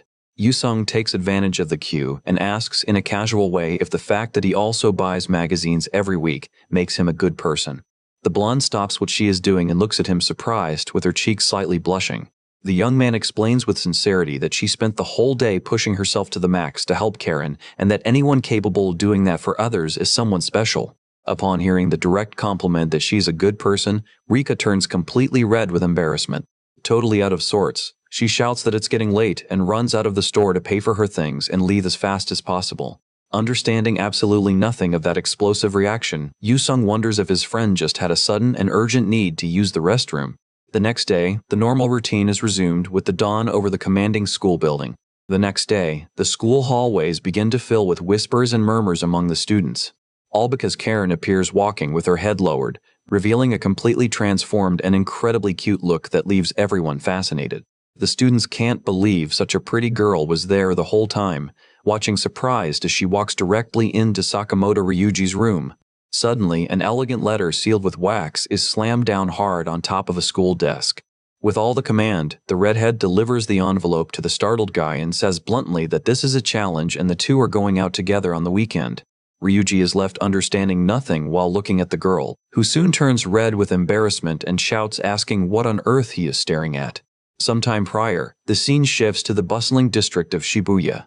While walking through the stores, Rika comments hyped up about how Karen's date request right in the middle of the school was extremely daring and intense. The blonde gets all cheerful, suggesting that the two start calling each other by their first names, while Yusung follows right behind in complete silence. Upon entering the women's clothing section, the protagonist feels in a totally unknown world and a bit uncomfortable, having no reason to be there. He recalls that right after classes, Rika insisted he should come along anyway for being part of the team without giving him much choice. Upon arriving at a boutique store, the blonde is immediately enchanted by an adorable outfit on display in the window. Without losing time, Rika pulls her friend by the hand, all enthusiastic to go try on the selected clothes right away. Yusung just observes while the blonde piles heaps of dresses and cute pieces onto the arms of a confused Karen. Rika pushes the redhead toward the fitting room, without giving time for her to reason out all that sudden change of style. Even with her friend hesitating and saying cute clothes don't match her, the romance consultant resolves to act and asks Yusung to wait a minute outside. Rika invades the fitting room determined to take the reins of the situation, and tells Karen to just stay still while she herself helps her get dressed. On the outside, the protagonist hears some strange sounds of protest about tickling and sensitivity, staying embarrassed without knowing what on earth is going on in there. After a few moments, the redhead finally begins to step out of the fitting room, timidly adjusting her new look. She appears wearing a gorgeous black and white dress, but complains that the skirt turned out too short under the proud gaze of her personal stylist. Rika asks the young man's opinion, who cracks a smile and compliments, saying the outfit really matched her very well. Faced with the sincere compliment, the girl turns extremely blushed, while Yusung realizes in thought that the saying that clothes change people is the absolute truth. Meanwhile, the story shifts to the commanding mansion of the Dongsong-ho criminal clan, the residence of the Tojo family. Inside a dark and tense meeting room, several mobsters in suits wait in silence around a large table. In the center of it all is the feared Tojo Naoto, the powerful sixth president of that major criminal organization. Known in the underworld by the scary nickname of Bloodbath Nato, the leader begins to speak with his subordinates that his beloved daughter seems to have made an important decision. With a dark look, he drives a kitchen knife straight into the wooden table and says that Karen has finally found a boy she likes. The subordinates panic imagining who the daring young man would be, while the boss asserts irritated that he won't hand his daughter over to just anyone. Naoto stands up revolted and calls his loyal secretary Sento to gather more information about the suitor. The boss wants to confirm the name of the boy his daughter is interested in, and the nervous secretary confirms the young man is indeed named Sakamoto. Sento displays Sakamoto Ryuji's data on the screen, revealing that he attends the same school as the young lady. The secretary reports that the previous day the young lady asked to go to a beauty salon for the first time, and that he personally escorted her. To make matters worse, he shows his phone with banking notifications of recent purchases made with her credit card across several designer clothing stores. Based on these evidences, the secretary concludes that Karen is planning a romantic date with that guy for the upcoming weekend, leaving her father enraged. Completely beside himself, the leader brandishes his knife and yells in rage at Sakamoto's name, while his men desperately try to calm him down. With a scary expression, the boss orders all members who are free on the weekend to gather immediately for a mobilization. He dictates that their absolute mission will be to tail Karen's date and guarantee that guy doesn't try any funny business with her. The executives give a shout of confirmation, sealing the leader's order for the entire core of the faction to mobilize for that spying operation. Far from there, the trio decides to make a stop at a burger joint to rest up a bit. Rika throws herself onto the table, exhausted after the long shopping day alongside the delicious burgers they ordered. The blonde complains she doesn't even have the strength to chew. But Yu-sung notices she keeps devouring the french fries with plenty of ease anyway. Karen takes advantage of the moment to thank Rika's help, who responds with friendliness, saying that's exactly what friends are for. Rika compliments, saying she also had a blast shopping with her, leaving the redhead happy to finally have someone to count on. The girl turns to Yu-sung and asks if just one burger is enough for his size, insisting for him to eat more on her dime, but the young man politely refuses, saying he prefers rice. Even so, she insists he let her know if he wants anything else, as she wishes to return all the help he gave on that day. Upon taking a bite of his food, the protagonist reflects that before he thought the girl was just a dangerous delinquent, but realizes she is actually quite thoughtful. He mentally concludes that one truly shouldn't judge a book by its cover, until Karen notices his gaze and asks embarrassed if there is something wrong with her face. The young man jokes, saying there is ketchup on her cheek, leaving the redhead in panic before asking if she already has an itinerary planned for tomorrow's date. Karen explains, all confident that the plan is to go to a cafe for tea, then watch a movie at the cinema, and finish with a beautiful romantic dinner. Hearing that simple plan, Rika slams the table hard and shouts with a scary face that her friend is being far too naive. With a serious expression, Rika argues that nobody wins a heart by doing what everyone does, and suggests an alternative location on her phone. Karen stretches her eyes to the device's display and discovers her friend is pointing to a beautiful city aquarium. The consultant describes the location in a magical way, painting a perfect scenario with glowing waves and corals dancing smoothly. She continues her romantic pitch, emphasizing the soft and perfect lighting to trade whispers and secrets as feelings increase. Karen gets totally convinced and decides to invite the guy to the aquarium, leaving Yu-sung exasperated to see the redhead fell right for the talk of the self-proclaimed expert. At the end of the afternoon, the two friends wave hyped up and wish good luck to the girl for the big date the next day. Karen thanks from afar for the duo's support before following her path back home. The two continue waving in a friendly manner while observing their new friend walk away. Suddenly, Rika asks what he intends to do the next day, and Yu-sung responds that he will likely just read his manga at home. To the young man's surprise, the blonde orders him to accompany her to spy on Karen's date, leaving him indignant at not being able to enjoy his own weekend. Rika insists that a true companion must follow the mission to the end, and the big guy ends up giving in with a sigh upon realizing she won't give up on her plan. Happy as can be with the positive response, the girl celebrates the official start of the romance spy duo. The next day, a little girl on the street points astonished at the weird hair of a man in sunglasses and a red wig who ignores the pedestrian comments. It is Tojo Naoto under bizarre disguise, who observes the scenario determined to closely watch his daughter's first date. Shortly after, Ryuji arrives at the meeting point, all smiles and asks for forgiveness for the delay. Karen appears oozing sweetness with her revamped look and says in a gentle way that she just arrived too. The guy gets out of sorts and murmurs a compliment for her new outfit, making the redhead's heart race with emotion. Completely bashful, the two begin walking side by side while trying to hide the nervousness of that beginning. Ryuji suggests they start the day having some tea to plan the rest of the outings, and the girl promptly agrees with the idea. At a distance, a mysterious and disguised duo closely tracks the couple's first steps. Rika celebrates, whispering that their disguise is perfect and that the mood between the sweethearts is wonderful, while Yusung just observes tense. When the couple begins to move, the blonde runs off so as not to lose sight of them, forcing her big friend to run right behind her. The sweethearts approach a famous coffee shop, without noticing that Naoto and his secretary with a black power wig watch them with piercing glares. The doting father grinds his teeth in so much rage seeing the boy get close to his beloved little princess. Naoto loses control and starts shouting in fury over finding it an absurdity the boy made his daughter wait 5 whole minutes, while his assistant tries to restrain him by any means.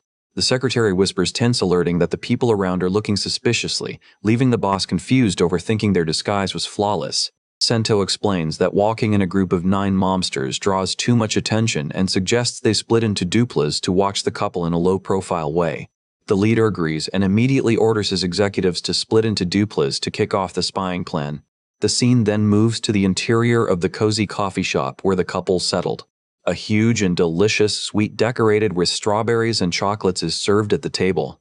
On the other side of the lounge, Rika celebrates all silly, taking photos of her huge giant sweet, while Yusung questions if she is really going to manage to eat all that by herself in the middle of the mission. The blonde teases her friend, asking if he would be incapable of handling such a tasty dish all at once. Yusung ignores the teasing as he senses a weird vibe in the air and notices the presence of Naoto and another mobster disguised at a table very nearby. To make matters worse, other men of quite suspicious appearance keep entering and packing the establishment. The protagonist goes on maximum alert upon noticing the suspicious actions of those people, suspecting everyone is linked in some way to Karen's family. His gaze fixes especially on the man in sunglasses and flashy red hair. Even wearing a ridiculous wig, Yusung notices right away that the build of that man is identical to Karen's father. Meanwhile, Ryuji mentions to the girl that the city aquarium also features a beautiful dolphin show. Excited with the information, Karen suggests they start the outing exactly with that attraction, and the guy agrees, smiling. The redhead gives a radiant smile of pure happiness, thinking about how that day promises to be incredibly fun. Observing that killer aura emanating from the mobster's table behind the couple, Yusung mentally laments that Karen's date has everything to be extremely turbulent. Time passes, and the movement of Shibuya Station intensifies with the departure of the trains.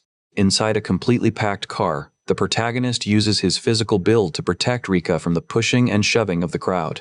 The girl is squeezed against his chest, trying to maintain calm amidst the suffocating squeeze of the passengers. She thinks that tight subway ride is a necessary sacrifice for the mission, but can't avoid the nervousness of being so close to her friend. Suddenly, the young man leans a bit closer to her, leaving the young girl surprised and with her eyes wide open. Yusung asks softly for her to hang tight just a bit more because the trip will be fast, making the blonde blush intensely while her heart beats out of rhythm. The doors finally open, and a large flow of people begins to disembark all at once on the platform. Realizing the crowd threatens to separate them and make them lose sight of the couple, the protagonist acts fast and holds his friend's hand firmly. With total determination, Yusung begins pulling Rika carefully through the sea of people, guiding her firmly toward the station exit. After making it through the squeeze of the crowd, Yusung and Rika finally manage to exit the busy subway station, still holding hands. Embarrassed by the situation, the girl timidly asks for him to let go of her hand, leaving the young man completely out of sorts over the oversight. In the same instant, the two let go of hands quickly to try and cover the awkwardness that took over the moment. Still very blushed under her hat, the blonde murmurs that next time he should be a bit more gentle with her. Yusung agrees half awkwardly, but gets quite confused and thoughtful hearing his friend speak about a next time. Suddenly, the two notice that the light changed and that they ended up losing sight of the couple, leaving Rika desperate without knowing what to do. The young man maintains calm and suggests they head straight to the aquarium, since that was the destination planned by Karen. Meanwhile, Naoto and Sento also face difficulties walking in the middle of so many people and complain about the excess of pedestrians. The boss complains they should have come by car, while Yusung passes right by their side and notices the familiar faces of that suit duo. Upon overhearing the discussion of the two, the protagonist recognizes immediately that those strange men are the same guards he saw at Karen's mansion. He decides to accelerate his step discreetly to avoid being recognized and ending up ruining the whole spying plan. However, Naoto notices the young man's suspicious movement and points to him, making his secretary identify right away that it is Yusung accompanied by Rika. Senta recalls when the duo visited the mansion to help the young lady prepare for the date, asserting it's impossible not to recognize the young man's colossal physical build. The Yakuza boss concludes that Karen's friends decided to follow her out of being worried about her well-being, clearing his initial suspicion that they would be enemies. Faced with this discovery and knowing they already lost the redhead from sight, Naoto decides the best option for the faction is to follow Yusung and Rika's steps. With all the dramatic command, the leader orders his men to begin tailing the duo of students immediately. Far from there, Ryuji and Karen finally arrive at the entrance of the large aquarium and are marveled by the grandiosity of the place. The guy invites her excited to enter right away, without noticing that two delinquents hurt with casts and cervical collars observe them with glares of few friends. The delinquent in the cervical collar goes completely into shock, recognizing a very familiar person passing by there. He nudges his partner and points to the blonde boy who just entered, wanting to confirm if that really is Sakamoto. With his friend's confirmation, the delinquent infuriates, recalling he was expelled from the kendo club because of the guy, and finds it an absurdity he is enjoying a romantic date. Consumed by a deep hatred and emanating a malignant aura, the duo swears with gritted teeth that it will end Ryuji's day once and for all. Meanwhile, Yusung and Reika manage to enter the aquarium and start observing the couple discreetly behind a pillar. Despite the weak lighting of the location making the spy duo's vision a bit difficult, it is possible to see that the sweethearts are having plenty of fun. The protagonist focuses his attentive gaze on the two and notices something with absolute clarity at that moment. He notices by the radiant smile on Karen's face that the date is running incredibly better than any of them could have imagined. Satisfied with the course of things, the young man asks Rika if there is still any real need to keep watching the two.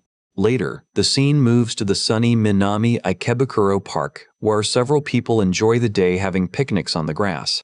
At the location, a neat bento box packed with kimbap and inari sushi is opened under the watchful eyes of the spy duo. Rika gets water in her mouth seeing the huge variety of sides and fruits for dessert, while Yusun explains he prepared all that so they could eat properly while they work. Very happy with the wonderful food, the girl happily agrees and begins savoring the feast prepared by her friend. Near there, Ryuji and Karen also settle in a blanket on the grass and comment on how fun the outing through the aquarium was.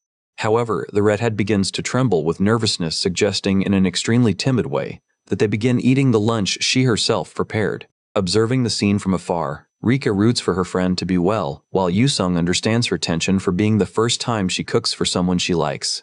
The protagonist remembers that the girl spent whole days and nights asking his advice through messages and practicing without stop so the food would turn out perfect.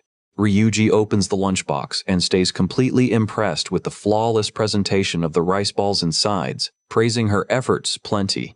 Karen gets very timid and encourages the guy to eat as much as he wants, while he happily picks up one of the rice balls to try.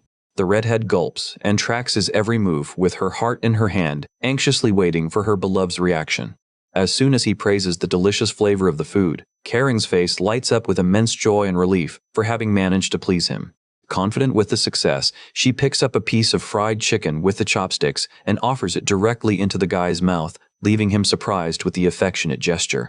Even dying of embarrassment and very red, the girl maintains a serious and determined expression, so he accepts the food. Out of sorts, the guy accepts and chews the food under the glowing and anxious gaze of his companion. Ryuji makes a thumbs-up sign, guaranteeing the chicken is also spectacular, leaving the redhead jumping with so much happiness. While observing the romantic scene from afar, Yusung offers a piece of food to Rika, who happily accepts, tracking their moment. Near there, Karen excitedly savors the food that Ryuji himself offers in her mouth, taking maximum advantage of that cozy mood. The guy smiles satisfied seeing her eat with so much excitement, and says he is already very well served. Very emotional with his affection, the redhead hides her blushing face from so much happiness over that perfect moment. While Rika comments how much the two seem to be getting along, Yusun stays thoughtful, finding it weird that his cooking advice resulted in something so perfect and without disasters. The blonde sighs enchanted and reveals she would also like to have a romantic and cute date like that someday. Yusung throws a look of suspicion and mockery at his friend, recalling she spent the whole time bragging about being the big love guru. Rika awkwardly confesses she actually never dated anyone and learned everything she knows reading manga, leaving Yusung completely incredulous upon realizing that whole relationship expert act was pure theory. While packing things to return to follow the couple who are already leaving, Yusung ignores the protests of his friend, who tries to justify herself saying she has in fact already helped many friends in their love life. The young man responds in a sarcastic way to end the subject, deeply irritating Rika, who begins to yell complaining about being totally ignored. A bit further ahead, Ryuji and Karen walk quietly through the park while talking in a super pleasant atmosphere. Hidden with Rika behind a tree, Yusung observes the perfect mood between the two and thinks that would be the ideal moment for a love confession to happen. Suddenly, a loud noise catches Yusung's attention, who turns around startled to see what is happening nearby. At a distance, the spy duo notices that the couple was approached in the middle of the path by two unknown and quite suspicious characters. With provocative smiles on their faces, the delinquents reveal they were looking for Ryuji in every corner and call him a cheater. They begin mocking Ryuji, accusing him of being a cheap player who lives stealing other people's girls and that he already snagged a new girlfriend. Worried about the mess, Rika suggests calling the police, but Yusun decides it's better he himself step in case the situation gets out of hand, since the authorities would take too long to arrive. Ryuji furiously demands the two vanish from there, but the duo continues to provoke him with sarcasm, pretending to be afraid of getting beaten up again and ending up in the hospital. Upon staring well at the faces of the invaders, Yusung notices he knows exactly who it is and recognizes them as the freshman students who were expelled from the kendo club. He remembers that these delinquents had cornered an innocent classmate and ended up taking a beating from Ryuji, who stepped in to save the friend in danger. The troublemakers shout revolted that they were expelled from the kendo club right after the fight and complain in tears that now they will never be able to admire Captain Fuma again. Upon hearing that so petty and ridiculous reason for so much mess, Karen gets extremely irritated and calls them complete idiots. Pointing her finger firmly, the redhead rants that this childish and clueless attitude is the real reason they were banned from the club. One of the delinquents analyzes the girl's face and suddenly notices it's their senior, Tojo Karen, admitting he didn't recognize her right away because of all the makeup. The other mocks, saying she always dresses like a boy, and asks in a joking tone if she dolled herself all up just to have a date with that loser. The mockings continue heavy, with the guys asserting the two don't match in anything and recalling that Karen usually spends her days fighting and getting dirty in the dirt. When the bullies tell the girl to go home to hide, Ryuji loses patience, places himself ahead of her and orders them to shut their mouths, demanding respect with his companion. Just then, a huge man emerges right behind the aggressors, who mock Ryuji for trying to play the hero again and reveal with mockery they didn't come alone. Relieved and excited with the arrival of backup, the two freshmen cheerfully call for their older brother to take over the situation. The newcomer faces Ryuji with an intimidating smile and says he finally found the guy who had the audacity to hurt his boys. The freshmen begin boosting older brother's strength, named Hayashi, bragging that he is a true street legend who was only stopped by the police after a big mess in a bar. Worried about the imminent danger, Ryuji asks for Karen to flee immediately while he holds off the aggressors, but the girl vehemently refuses to abandon him in that tight spot. Hayashi approaches with a sneer on his face and alerts coldly for the two to stop the clowning. Without any hesitation, the brute advances and firmly grips Karen's wrist, leaving the girl completely startled. Ignoring Karen's cries for help, the villain pulls her close in an aggressive way and suggests she forget that loser to go have fun with him. Desperate to help his friend, Ryuji tries to advance to defend her, but the brute blocks him with extreme ease in the middle of the way. With a fast and pitiless movement, the giant delivers a violent punch against Ryuji's stomach, sending him straight to the ground. Upon seeing his friend be hazardously assaulted, Yusung is taken by hatred and seriously orders Rika to wait there before splitting toward the fight. Karen screams in despair seeing Ryuji fallen on the ground, unable to stand up because of the overwhelming blow he received. While his cronies laugh at the defeated guy's situation, Hayashi begins dragging Karen by force and alerts with mockery he is going to take the girl away with him. The moment the aggressor continues mocking and promising he is going to treat her very well, a huge shadow emerges stealthily right behind him. Upon noticing Yusung's commanding presence staring at him coldly from above, Hayashi turns around quite confused and asks who he thinks he is to interrupt him. Without saying a single word, the protagonist squeezes Hayashi's wrist with unreal strength, making the villain shout in insufferable pain in the same instant. Yusung flings the brute against the ground as if it were nothing, leaving the two freshmen completely in panic seeing their leader be defeated so easily. Emanating a scary aura, Yusung alerts firmly that he doesn't usually repeat things and orders the thug to never dare touch his friend again. Still fallen on the ground and quite dazed, the aggressor questions where that monster popped out from, while his cronies run worried to help him. Furious for having been humiliated, Hayashi rants that he was caught by surprise by a cowardly blow and challenges the protagonist to face them on equal terms. However, upon seeing Yusung standing before him like an indestructible wall surrounded by an intimidating aura, Hayashi begins to sweat cold and notices that guy is on a totally different level. Trying to calm his own despair, the mob leader tries to convince himself that it all was nothing but luck and that the young man is just a muscular civilian who knows how to give some shoves. Hidden nearby, the Yakuza subordinates observe the mess and ask Naoto if he really intends to just watch that without interfering. Shortly before that happened, Naoto and his men ran tired through the park trying to find the sweetheart's trail again. The secretary explains he lost them from sight for just a second while he had lunch on the grass, but suddenly spots something alarming and points to a specific direction. At that moment, they saw the exact instant Hayashi held Karen's wrist by force while she screamed, asking to be let go.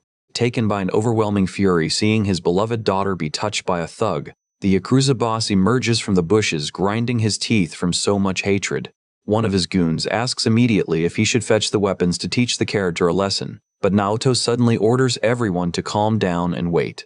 The leader explains there is no need to get mixed in a simple boys' fight when he notices the situation is already about to be resolved in another way. He asks for them to pay close attention to the hooded youth ahead of them, impressed with the presence and the brutal energy that emanate from him. Faced with that scene, Naoto begins to tremble upon feeling a crushing and suffocating pressure coming from the hooded guy. The Yakuza boss gets completely paralyzed and thinks he has surely already experienced that same terrible sensation in the past. He recalls Ivan, the Destroyer, the feared leader of the Russian Red Mafia who emanated an astonishing power. Naoto remembers when the two crossed paths by chance in Japan, and how that intimidating presence almost made him suffocate. For the boss, that man was a true monster capable of waking the most pure and deep dread in anyone. He gets intrigued noticing that same dark aura of the underworld is now emanating from a simple student named Kim Yusung. Oblivious to all that, Yusung is taken by fury and decides he doesn't care anymore about following plans or acting in a low-profile way. Determined to act, the protagonist advances with firm steps, decided to sweep those delinquents from there once and for all. Yusung places himself ahead of danger and orders Karen to grab Ryuji and leave immediately from there, leaving the rest on his account. Although the redhead tries to protest worried about the situation, the young man guarantees with total conviction he would never lose to a type like that. Feeling ignored and humiliated in the middle of the conversation, Hayashi gets furious and shouts for the protagonist to pay attention to him. The brute splits over him, delivering an insane and fast sequence of straight punches against Yusung's face. The cronies cheer and celebrate Hayashi's strength, impressed with the absurd speed of his fists that leave only blurs in the air. With a victorious smile, the aggressor celebrates the clean attack, mocking that the opponent wasn't even capable of dodging. However, Hayashi gets horrified seeing the giant received all impacts on his face without even blinking or moving a millimeter. Without wanting to accept defeat, the brute gathers strength and advances to deliver one more powerful punch. The blow strikes dead on the face of the protagonist in a violent impact that makes the air around tremble. Desperate seeing her friend being hit in such a brutal way, Rika screams his nickname with her hands on her mouth from so much dread. Karen also stays horrified with the violence of the scene and screams Yusung's name without managing to believe what she is seeing. Despite the violent blow, the hooded guy continues standing with a completely cold look, making the aggressor back off trembling and terrified. Yusung coldly alerts that from that exact moment forward, any reaction of his will start to be considered legitimate self-defense. Without giving time for the thug to understand what is happening, the protagonist raises his colossal fist and initiates the counterattack. With an overwhelming movement, Yusung delivers a single and potent punch that strikes dead on Hayashi's face. While the punch crushes the thug's face, Yusung mentally reflects that the law usually qualifies only the first blow as self-defense. The impact is so brutal it sends the giant through the air before collapsing unconscious, leaving his cronies in absolute despair. The protagonist thinks any extra attack would be considered excess of force, which is why he decided to concentrate all his power in that single decisive punch. Upon seeing their leader be defeated so easily, the goons tremble with panic and find that unreal strength, something unbelievable. With a terrifying look, Yu-sung says they made a grave mistake hurting his friends and asks if they have a notion of the consequences.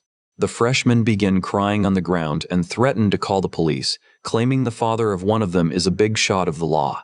But the young man merely mocks that cheap threat. Without demonstrating any mercy, Yu-sung grabs the head of the two with his huge hands, promising to fix those wicked minds by force. He squeezes the skulls of the freshmen with absurd strength, making them shout in agony and beg for mercy while they ask for apologies. After giving a good lesson to the troublemakers, the giant throws them on the ground anyway without the least effort. Completely terrified, the two delinquents bow in a humiliating reverence and beg for the protagonist to spare their lives. Yu-sung coldly orders them to vanish from there and alerts them to never again dare appear in front of Karen or Ryuji. While the villains flee carrying the unconscious leader, Rika runs desperate in her friend's direction, shouting for them to flee from there immediately. She panically insists for them to hit the road before the mess worsens. But the young man merely takes his hand to his forehead upon noticing he is bleeding a bit. He tries to calm her down, saying a simple band-aid resolves the problem, but the blonde explodes in rage and demands they head straight to a pharmacy. Intimidated by his friend's sudden fury, Yusun accepts the order quickly, thinking that is the first time he sees Rika so mad like that. Far from there, Ryuji and Karen are sitting on a wooden bench while the two spies continue observing everything from a safe distance. Noticing the somewhat tense and awkward mood that formed between the couple, the friends decide to give some time so the two stay alone. Very embarrassed and with a blushing face, Karen asks for apologies to her beloved for him having ended up taking a beating because of her fault. Gentle, Ryuji insists he is the one who must apologize, explaining that those freshmen were already after him anyway. After a brief moment of silence and hesitation, the girl takes a deep breath and decides to take the initiative to speak something important. With a racing heart and overflowing feelings, Karen finally confesses in a sweet and sincere way that she likes him. Ryuji stays completely surprised and without reaction upon hearing the redhead's words, who waits anxious for the answer. With all the courage left in her, she formally asks for the guy to accept dating her. With wide-open eyes and blushing cheeks, the young woman repeats the request with sweetness, demonstrating all the sincerity of her love. However, Ryuji's expression shifts to a sad, invisibly uncomfortable look before that sincere confession. To the girl's deep sadness, the blonde asks for apologies and reveals that, unfortunately, he cannot give the answer she so much wished to hear. Desperate with the rejection, Karen questions the reason and offers to change whatever is needed, but Ryuji quickly clarifies that she is too good for him and that the real problem is his own personal circumstances. Karen gets confused hearing talk about circumstances, and Ryuji awkwardly reveals that he actually made a marriage promise with another girl when he was a kid. He confesses with a sad look that he intends to fulfill that commitment of the past and wait until he finds her again. With that childhood promise in mind, the guy categorically asserts he has no plans to date anyone else. Upon hearing that so unexpected excuse, Karen feels her heart shatter and holds herself back from crying before him. When the young woman asks if he still loves her that much, the blonde admits he doesn't have certainty, but remembers perfectly having cried a lot when she moved away. With lowered head, Karen asks in a melancholy way if that girl was his first love, receiving an affirmative answer from Ryuji. Karen suddenly stands up with a resigned sigh and decides the best option for her is to accept a decision and give up on this feeling for good. Displaying a radiant smile to mask the pain, she bids farewell to Ryuji, guaranteeing she had plenty of fun on that day. The guy waves back with a slight smile on his face, feeling relieved and at the same time a bit guilty over the situation. As soon as she says goodbye, the redhead runs out as fast as she can far from the park bench. Moved by the sad outcome of the meeting, Rika begins to cry, while Yu-sung asks his friend to go on ahead without him. The prota says goodbye, letting her know he will see her at school the following week, leaving the blonde quite confused as she watches him walk away alone in another direction. Rika gives a long sigh under her hat, worried about her friend's emotional state after everything that happened. She watches Yu-sung walk away in a hurry and cannot help but notice a deep look of sadness on the young man's face. Karen is sitting alone, curled up while crying bitterly, when suddenly someone approaches her. The young man kneels down near her and asks with a lot of affection and concern if she is feeling all right. As she raises her face wet with tears, the girl reveals a deep sadness and fragility that she was trying to hide from everyone. Realizing that it is obvious she is not doing well at all, Yu-sung sighs gently and hands her a tissue so she can clean herself up. He takes care of her like an older brother, helping her blow her nose and encouraging her to take a deep breath to calm down. Feeling embarrassed, the redhead mentions that she has never cried in front of anyone before, but the Prota calms her down by reminding her that they are good friends. Upon hearing the word friends, Karen becomes thoughtful for a moment and repeats the phrase quietly with a melancholy look. Suddenly, she surprises the Prota by revealing that she knew the entire time that he and Rika were following the couple from a distance. Very embarrassed about being caught halfway through the outing, Yusun justifies himself mentally, thinking that it is impossible to spy on someone without getting caught. Karen smiles as she notices the genuine concern of her friends, who spent the entire day keeping watch to make sure everything went well.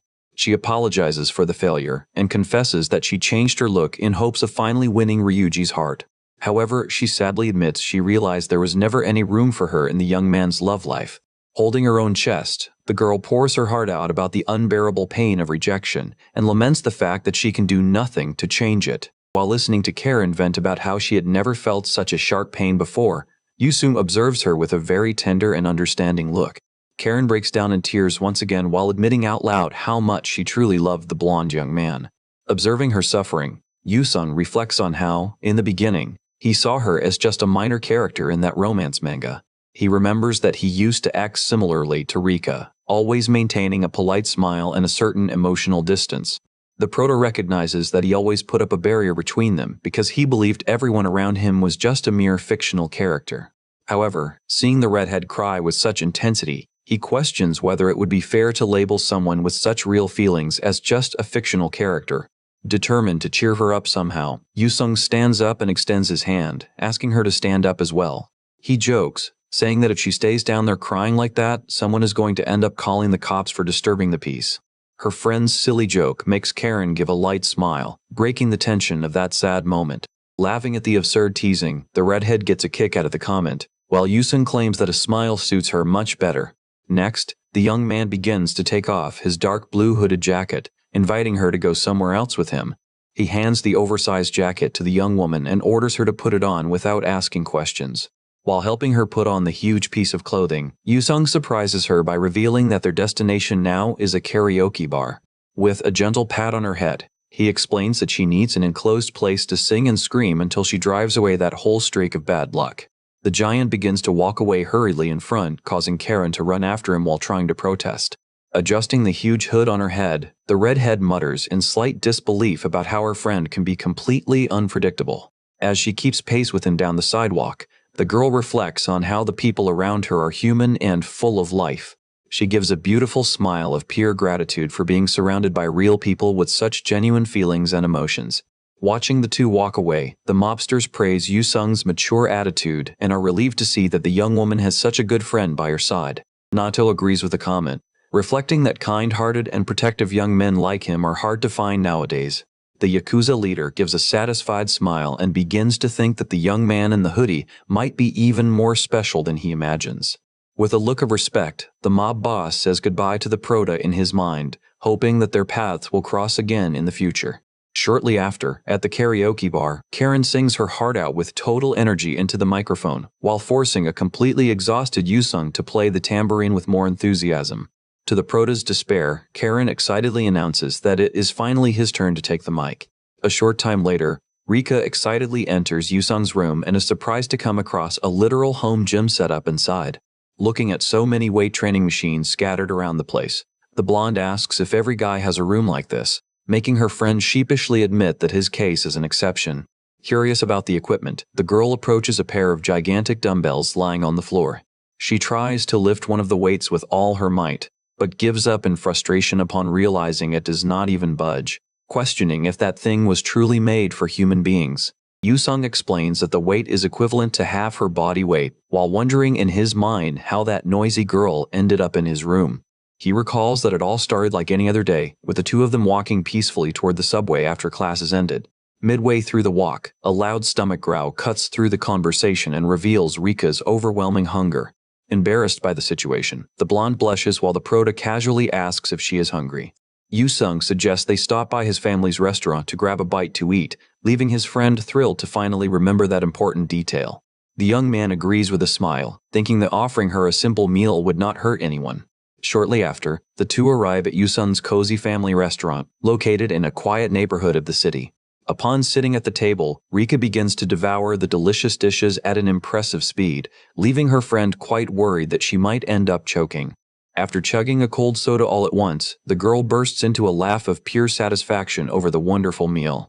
Very polite, the blonde makes sure to praise the wonderful seasoning of Yu Sung's mother, who is delighted to see the young woman eat with such a good appetite. The prota's mother thanks her for the kind words and encourages her to eat even more, offering to prepare new dishes if she would like.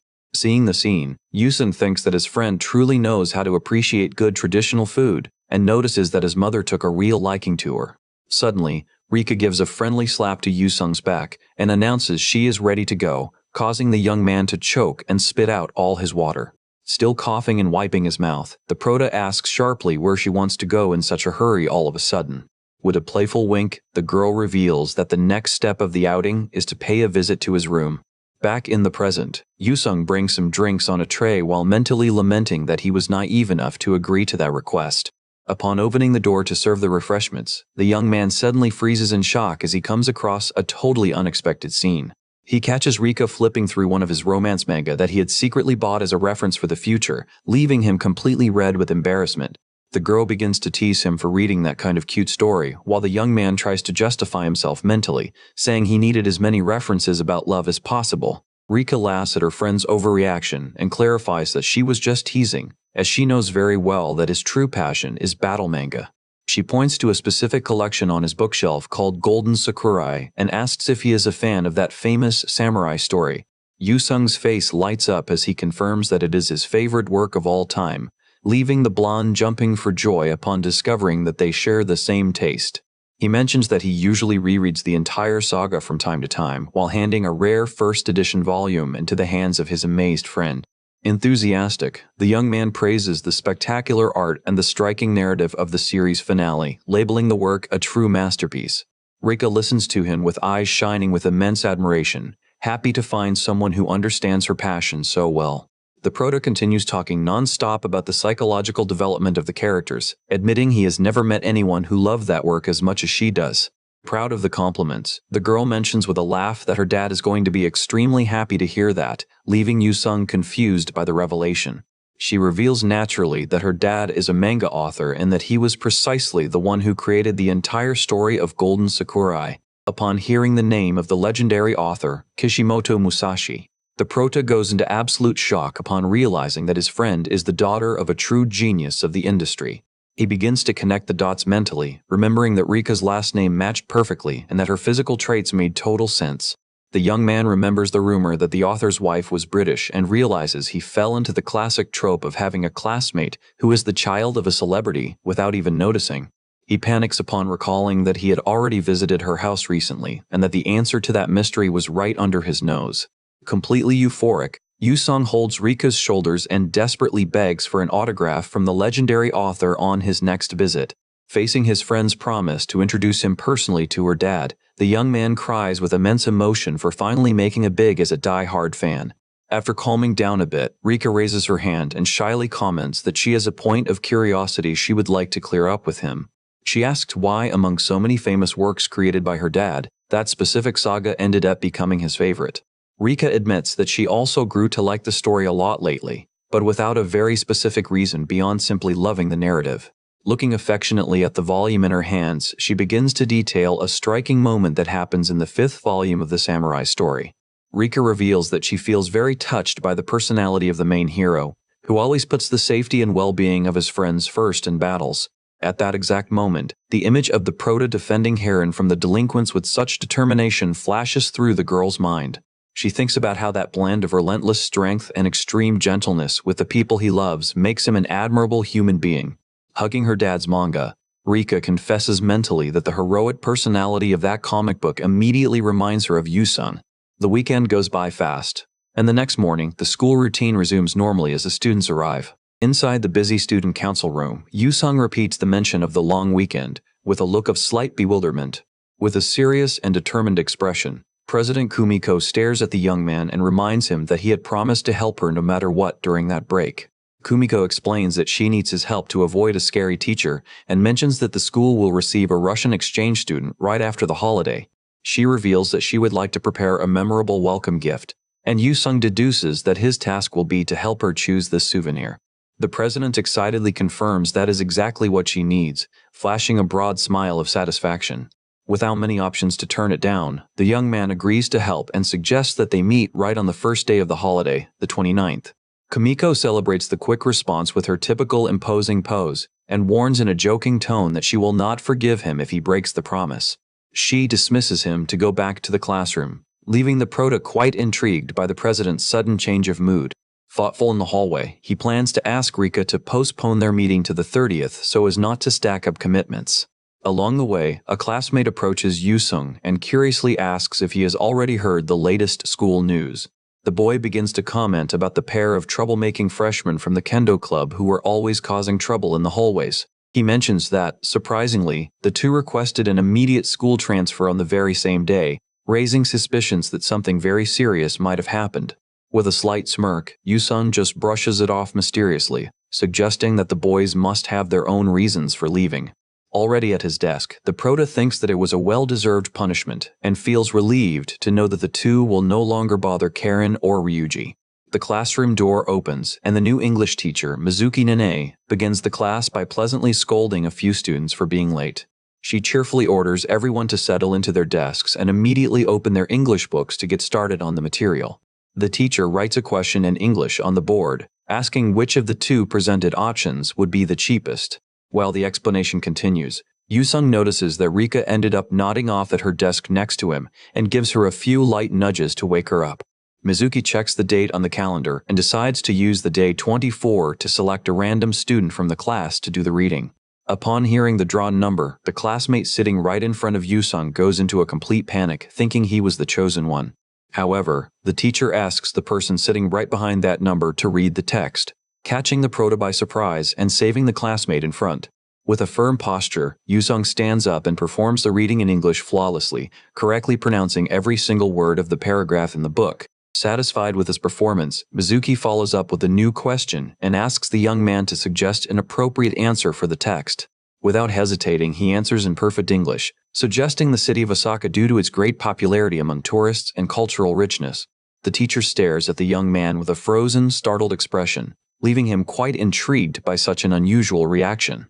Quickly, Mizuki tries to mask the tension and begins to applaud enthusiastically, praising the young man for his absolutely perfect answer. As he sits down, the Prota suspects that the teacher did not actually like his attitude, feeling that there is something very strange in the air. Mizuki tries to maintain a professional posture in front of the blackboard, but she cannot hide the visible nervousness she feels around the young man. Stuttering a bit and in a rush, she resumes explaining the content on the board to try to deflect everyone's attention. Observing the teacher's reactions from afar, Yusung sighs as he confirms that his suspicions were indeed correct. He notices that Mizuki seems to tremble and avoid direct eye contact, indicating that she is terrified of him. The young man remembers the ridiculous rumor circulating at school about him being the heir to a criminal syndicate and having defeated 50 delinquents all by himself. However, he mentally laments that it is the first time he sees the people around him react with such genuine dread to his simple presence. Standing outside the staff room, he decides to act as discreetly and ordinary as possible to keep any misunderstandings from getting worse. Inside the room, Mizuki looks in shock at Yusung's flawless school record, packed with top grades and praises for his dedication and good behavior. The teacher panics upon reading that perfect history, fantasizing that the young man actually went through elite Yakuza training to pretend to be an exemplary student.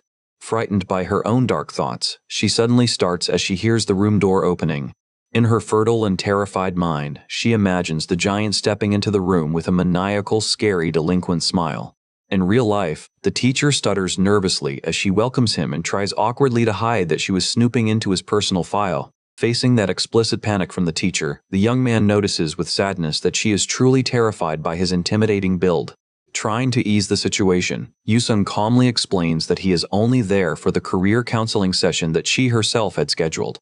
Relieved to remember the actual reason for the meeting, Mizuki catches her breath and gently invites him to sit down right away. As soon as he settles in, the teacher pleasantly asks if the young man already has plans or ideas regarding the direction he wants to take for his future. When he admits he has not decided yet, Mizuki nervously suggests whether he might be considering taking over his family's business in the future. The term family business makes the teacher's mind wander again, imagining the boy as a ruthless mob boss surrounded by armed henchmen. Gathering her courage, she shyly asks what his parents' profession is, and Yusung answers that they just run a restaurant in Setagaya. Mizuki repeats the answer with a mix of surprise and immense relief, while the young man asks in confusion if there is any problem with that. With a radiant smile, she dissolves all the tension and says she would love to visit the place someday, calming Yu-sung's fears about further misunderstandings. The teacher resumes the guidance in a casual manner, asking which subjects he feels most confident in. She suggests that the young man pursue a career in STEM fields, but the prota dismisses the idea immediately, thinking it foolish to choose a path just because it comes easy. Mizuki stares at the student with a look of deep surprise upon hearing such a mature and reflective answer coming from a young man his age. With total determination in his dark eyes, Yu-sung concludes by saying that his only life goal is simply to work with what he truly loves to do. Mizuki agrees and says that being good at something is quite different from actually loving what you do, remembering with dread her traumatic time in engineering school. The teacher confesses that she did not always plan to follow a teaching career, leaving Yu-sung curious about what she wanted to be in the beginning. Mizuki says it is a bit embarrassing and asks the young man to promise he won't laugh at her, and he promptly guarantees he won't do that. With a sweet smile on her face, she reveals that her true childhood dream was to become a voice actress. She mentions that it all started in middle school, when she ended up falling head over heels for a character from a mecha anime. Because of that, she decided to reveal her desire during career counseling, but ended up hearing from her advisor that hobbies should be left for later. Back then, the counselor suggested that the best path for her would be to focus first on landing a stable job. The young woman thought that following that advice would be the most logical choice, but she bitterly regretted it as soon as she entered college. Upon seeing a poster for an event featuring a famous voice actress on campus, Mizuki felt the weight of her choice. She realized that it was her own life, and that she had made such an important decision based solely on someone else's opinion. Back in the present, she advises Yu-sung to think very carefully before making his decision, emphasizing that it is not just a teacher's advice, but rather the advice of someone older who has already gone through that exact same tough situation. With a warm look, she asks if he understood what she meant. Yu-sung sincerely thanks her for the valuable advice and addresses her as teacher with total respect. Shortly after, in the staff room, another teacher asks Mizuki if that was the famous Kim Yu-sung, the alleged heir to a Yakuza family. Her coworker mentions that he heard scary rumors about the young man, ranging from him being a mafia prince to defeating an entire biker gang all by himself. Quickly, Mizuki clarifies that all those terrible rumors are nothing but huge misunderstandings and that Kim Yu-sung is actually an extremely attentive and dedicated student. The other teacher feels embarrassed and promises he won't judge students solely by their appearance anymore, while Mizuki smiles in relief. Time passes, and during the long break, the scene shifts to the entrance of the busy Sensoji temple in Asakusa. Yu-sung looks at his phone screen and realizes he ended up arriving a little before the agreed time. Just then, he spots a girl in a purple dress from behind and quickly recognizes her as President Kumiko. As he approaches, he is caught off guard when she turns around, pointing her finger and shouting that he is very late. Kumiko seems quite annoyed and asks sharply if he has any idea what time it is right now. She continues lecturing the young man right in the middle of the path, demanding punctuality with absolute firmness. Yu-sung shows his phone in confusion and mentions that there are still 10 minutes left until the scheduled time, but she fires back saying that a gentleman should always arrive half an hour early to wait for a lady. The young man apologizes for the misunderstanding, while thinking to himself why she did not just schedule the meeting earlier if she wanted it that way, but Kumiko decides to forgive him just this once. However, as compensation for the alleged delay, she points to a nearby shop and demands that he buy her a matcha ice cream. Yu-sung does not understand the reason for having to pay for the treat, which ends up making the president even more furious with his reaction. A loud thud echoes in the air following the girl's impatience. With a huge bump on his head, the young man pays for the ice cream at the counter, trying to accept that it is not that big a deal. Kumiko happily savors the treat, saying that it is the best flavor in the world, while Yu-sung feels relieved to see her satisfied. The young man comments that they are just walking aimlessly and asks where they are going to buy that gift for the exchange student, making Kumiko tense up. She opens her red fan and laughs out loud, pretending she has already planned everything, but the prota quickly notices that she completely forgot the purpose of the outing. Suddenly, a voice comes through the earpiece that the president is discreetly wearing, catching her attention. The voice informs her that there is a craft shop 2 blocks away and suggests that she take the young man there to choose the souvenir naturally. Inside a nearby car, the Seonji family maid, Minami, gives coordinates through the communicator and advises her to use more of her feminine charm during the date. It turns out that the loyal staff of the Seonji family, Minami and Shinjiro, are on a secret mission to ensure that Kumiko's first date is an absolute success. Following the instructions, the two enter the establishment and come across a huge and imposing golden statue of Buddha. Kumiko excitedly points to the huge statue and suggests taking it as a decorative gift, making the shop owner laugh with joy at her good taste, while Yusung stands totally shocked by the absurd choice. The president brags, saying it is all due to her refined aesthetic sense since childhood, while the young man goes into total despair upon spotting a price tag with an astronomical figure. Kumiko continues with her proud speech, leaving the prota indignant that she is bragging without having even done anything useful yet. However, before the conversation goes any further, the girl suddenly feels a strange shiver run up her spine and the shop owner asks if she is all right. Kumiko covers her mouth and whispers discreetly into the hidden microphone, begging Minami to speak softer. The maid responds strictly from the other side, reminding her that the boss is there for a romantic date and not for religious tourism, telling her to look behind her immediately. Minami warns that their target, Kim Yusung, is already bored, looking at his phone screen right in front of her. She emphasizes that the #1 rule of a successful date is never to let your partner get bored, leaving the president extremely tense. Kumiko goes into a complete panic and grabs Yusung's jacket tightly, shouting that she had forgotten a very important detail. Without giving explanations, she drags the boy out of the shop in a hurry, saying she has an urgent commitment, leaving behind the merchant who is desperate about his luxury collection. Already on the outside sidewalk, Yusung walks beside her and asks with concern if the president is feeling well. Yusung steps closer out of concern and asks if everything is all right with her upon seeing her act so strangely all of a sudden. Kumiko tries to mask her nervousness by laughing behind her red fan and says she just felt a slight dizziness, suggesting that they head straight to the next destination. At that moment, the voice in her earpiece instructs her to go to the traditional clothing store to check out kimonos and yukatas, making the president wilt and whisper that she got the message. The two quickly arrive at the beautiful display window of a traditional Japanese clothing store. Inside, a staff member in classic attire presents a beautiful dark blue piece and comments that the exchange student would certainly love the gift.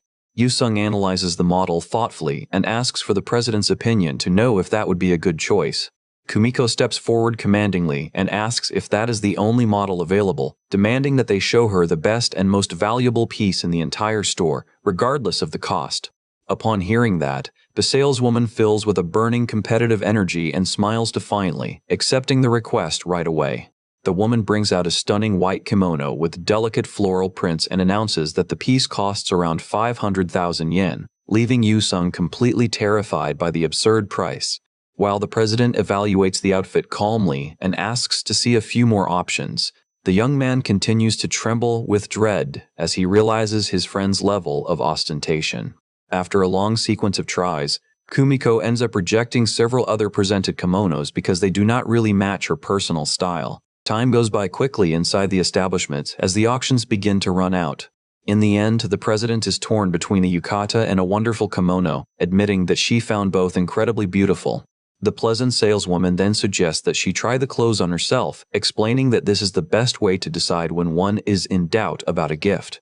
The staff member turns to Yusung and asks if he doesn't agree that seeing the young woman dressed in the pieces would help a lot with the final choice, leaving Kumiko blushing. Without giving time for counter-arguments, the saleswoman excitedly guides the president toward the fitting room at the back of the store. As soon as they enter the fitting room, the woman removes an incredibly detailed, realistic silicone mask from her own face. Kumiko lets out a scream of pure shock upon seeing that the alleged saleswoman was actually her loyal maid, Minami, in disguise. The president is totally shocked, not understanding how that is possible. But the maid laughs amusedly and reminds her that she would do absolutely anything to support her on her big day. Minami strikes a dramatic pose, explaining that she has mastered legendary ninja disguise techniques and reveals that the real store owner handed over the space very easily. Kumiko blushes heavily as she connects the dots and realizes that the whole story about trying on the outfit was just a setup so she could show off her charms to the young man. Minami begins to pull her in a hurry to change clothes, insisting that she is going to make her look as stunning as possible, while the young woman begs for time to prepare herself mentally. On the outside, Yusung waits sitting in a chair while listening to a confused racket of screams and complaints coming from inside the fitting room. Suddenly, the sound of the door opening makes the prota shift his eyes away from his phone to pay attention. A beautiful red rose hair clip adorns the dark, shiny hair of the president who just stepped out of the fitting room. Yusung freezes completely with his mouth open and his face intensely red before the scene. Kumiko emerges looking stunning, wearing an elegant black kimono with golden colorful floral details, asking very shyly what he thought of the look. The young man continues staring at the young woman in complete silence, totally unresponsive and hypnotized by such beauty. He tries to stutter an answer while looking away, extremely embarrassed by the situation. Yusung finally gathers his courage and says with sincerity that she looks absolutely stunning, leaving the president surprised and with blushing cheeks. With a sheepish smile on his face, he adds by saying that the traditional outfit really suited her very well. Kumiko tries to mask her shyness by laughing out loud behind her fan and saying that is the result when she decides to get serious, while the young man claps, laughing at her reaction. The young woman happily announces that she is going to change now to try the other option, and asks him to wait just a little longer, leaving Yusung alone in the lobby once again. As soon as she closes the fitting room door behind her, the girl leans against the lock with her heart racing.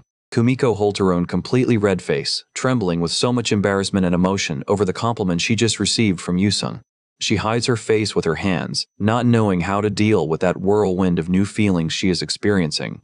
Later, back on the busy streets of Nakano Broadway, the president's striking beauty continues to catch the attention of all the pedestrians passing by them. Walking right behind her, Yusung sighs as he notices the curious looks from people and laments how much attention his friend attracts wherever she goes. He thinks about how striking her presence is and remembers that even their train ride together was surrounded by stairs, while Kumiko curiously observes the famous shopping center around them. The president announces that they have already bought everything they needed and suggests calling a luxury car to go have lunch, leaving the young man shocked by her high social standing for a simple shopping trip. Yusung suggests that they walk faster to avoid crowds but suddenly hears the distinct sound of a phone camera shutter clicking right behind him. He turns around intrigued, trying to understand what that noise was, while noticing two suspicious men in black suits pretending nothing happened. It turns out that Minami and Shinjiro are right behind them in disguise, and the butler quickly pretends to be taking a photo with her so as not to raise any suspicion from the young man. Kumiko calls Yusung to keep walking and he just agrees, still half suspicious, while the pair of guards sigh in relief from afar. As soon as the two walk away, Shinjiro complains breathlessly that they were almost discovered, getting a good scolding from Minami for getting too close with the camera. The butler justifies himself saying he needed to take high-quality photos for the official report, but soon grumbles angrily about how lucky that boy is and doesn't even notice the president's feelings for him.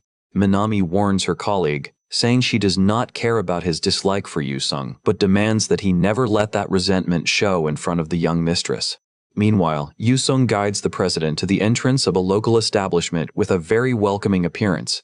The young man opens the door with a broad smile and enthusiastically reveals that this is his favorite ramen restaurant in the entire region. Yusung invites her to sit down and suggests she choose her dish calmly from the menu, warning that he is just going to use the restroom quickly before placing the order. Suddenly, a loud stomach growl echoes midway, causing Shinjiro to double over in pain. Minami gets startled and asks what is wrong with her brother, who replies stuttering that his stomach started hurting intensely all of a sudden. The butler complains that the matcha ice cream he ate at the temple must have been spoiled, while his sister scolds him for overeating and tells him to hang tough until the young mistress starts eating. Desperately apologizing for not being able to hold it anymore, the man runs off in a dash to the restroom, leaving Minami quite impatient. After some time, Shinjiro finally steps out of the stall with an expression of immense relief for having managed to solve his problem. However, right upon crossing the exit door, he ends up bumping right into Yusung, who is also on his way to use the restroom, leaving both completely surprised. The butler points his finger indignantly, shouting the young man's name, while the prota reacts, startled to recognize the student council vice president there. Meanwhile, at the restaurant counter, Kumiko smiles happily to see her friend return from the restroom. However, her smile vanishes instantly upon seeing that he brought along Shinjiro and Minami with totally embarrassed expressions. Yusung explains all happily that he ended up running into the vice president by chance in the restroom and that he was hanging out around Nakano accompanied by Minami. The young man adds that, since he always receives a lot of help from him at school, he decided to invite them to join the lunch as a way of saying thanks. Kumiko stutters in panic as she agrees to the situation, while going into complete internal despair because that surprise meeting was not part of any of the arranged plans. The prota jokes, saying that this turned into a literal surprise student council meeting and invites the vice president and Manami to come inside right away. The president mentally laments the tragic end of her romantic and peaceful date, while the four settle side by side at the counter. Taking advantage of Yusung's distraction, Manami whispers apologies to her boss due to her clumsy brother and suggests that they just act as natural as possible from now on. Next, the steaming and delicious-looking bowls of ramen are served before them. Seeing Kumiko's amazed reaction staring at the food, the prota begins to suspect that this might be her first time eating the dish. He shyly asks if she has never eaten ramen before, and the young woman admits she only used to see that kind of meal on television. Yusung deduces that she really is a rich girl isolated from reality who has never tasted popular food, while Shinjiro gets annoyed by the question, and Manami thinks to herself that the boss eats that all the time at home. Ignoring the complaint, the young man asks with expectation if the flavor of the food pleases the president's refined palate. Kumiko takes the first bite and is amazed by the incredible flavor, exclaiming with blushing cheeks that the meal is delicious. Yusung flashes a broad smile of pure relief to see that she truly liked his culinary recommendation. The prota offers to pay for as many portions as she wants to eat, but Shinjiro tries to take advantage of the situation and ends up getting another scolding from Manami for wanting to eat more right after having a stomachache. After lunch, the group decides to visit a busy local arcade packed with modern gaming machines. At the claw machine, a muscular bunny plush ends up slipping right when it was about to fall into the prize chute, frustrating the young woman's attempt. Kumiko laments sadly for having been so close to getting the cute toy, but Minami guarantees with determination that she will use her legendary skills to win the prize for her. Meanwhile, loud taunting laughs begin to echo coming from the virtual fighting games area. Shinjiro celebrates loudly at the arcade controls upon managing to defeat Yusung's character in the match. With a dark, scary aura around him, the prota gets furious at the vice president's smug attitude and promises he will crush him without mercy in the next round. The butler smiles victoriously from behind his sunglasses, thinking about how he is going to make the young man pay for taking advantage of the young mistress's affection in such an innocent way. He points to the screen warning that there are still credits left in the machine and challenges his rival to come at him with everything, leaving Yusung even more determined to win. However, to Shinjiro's surprise, his character is knocked out in a humiliating fashion within a few seconds of gameplay. Yusung lets out a provocative laugh and asks where all that tough guy posture of the vice president went, telling him to show a little more attitude. Unable to accept the humiliating defeat, the man grits his teeth in anger and decides to appeal to another dispute. Shinjiro shouts the young man's name with total command, causing Yusung to respond in confusion. The man points dramatically to a corner of the arcade and declares that they are going to settle that rivalry once and for all, right there. The prota asks surprised if he's talking about the punching machine, and his rival explains that real men settle their differences using the strength of their own bodies.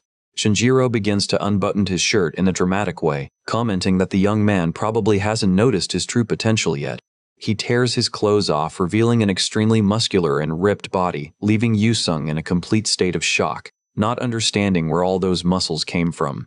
The rival brags about the young man's startled expression, while the prota himself wonders how he managed to hide a physique like that under a regular suit.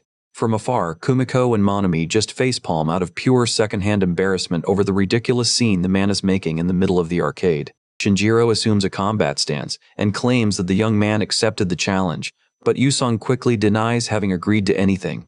The opponent removes his sunglasses with disdain and asks with irony if the young man was actually just afraid to face him. He stares at the prota with seriousness and says he would be extremely disappointed if he ran away from the dispute. With a background of burning flames emerging around him, he insists he never imagined the young man would be the type to back away from a physical challenge.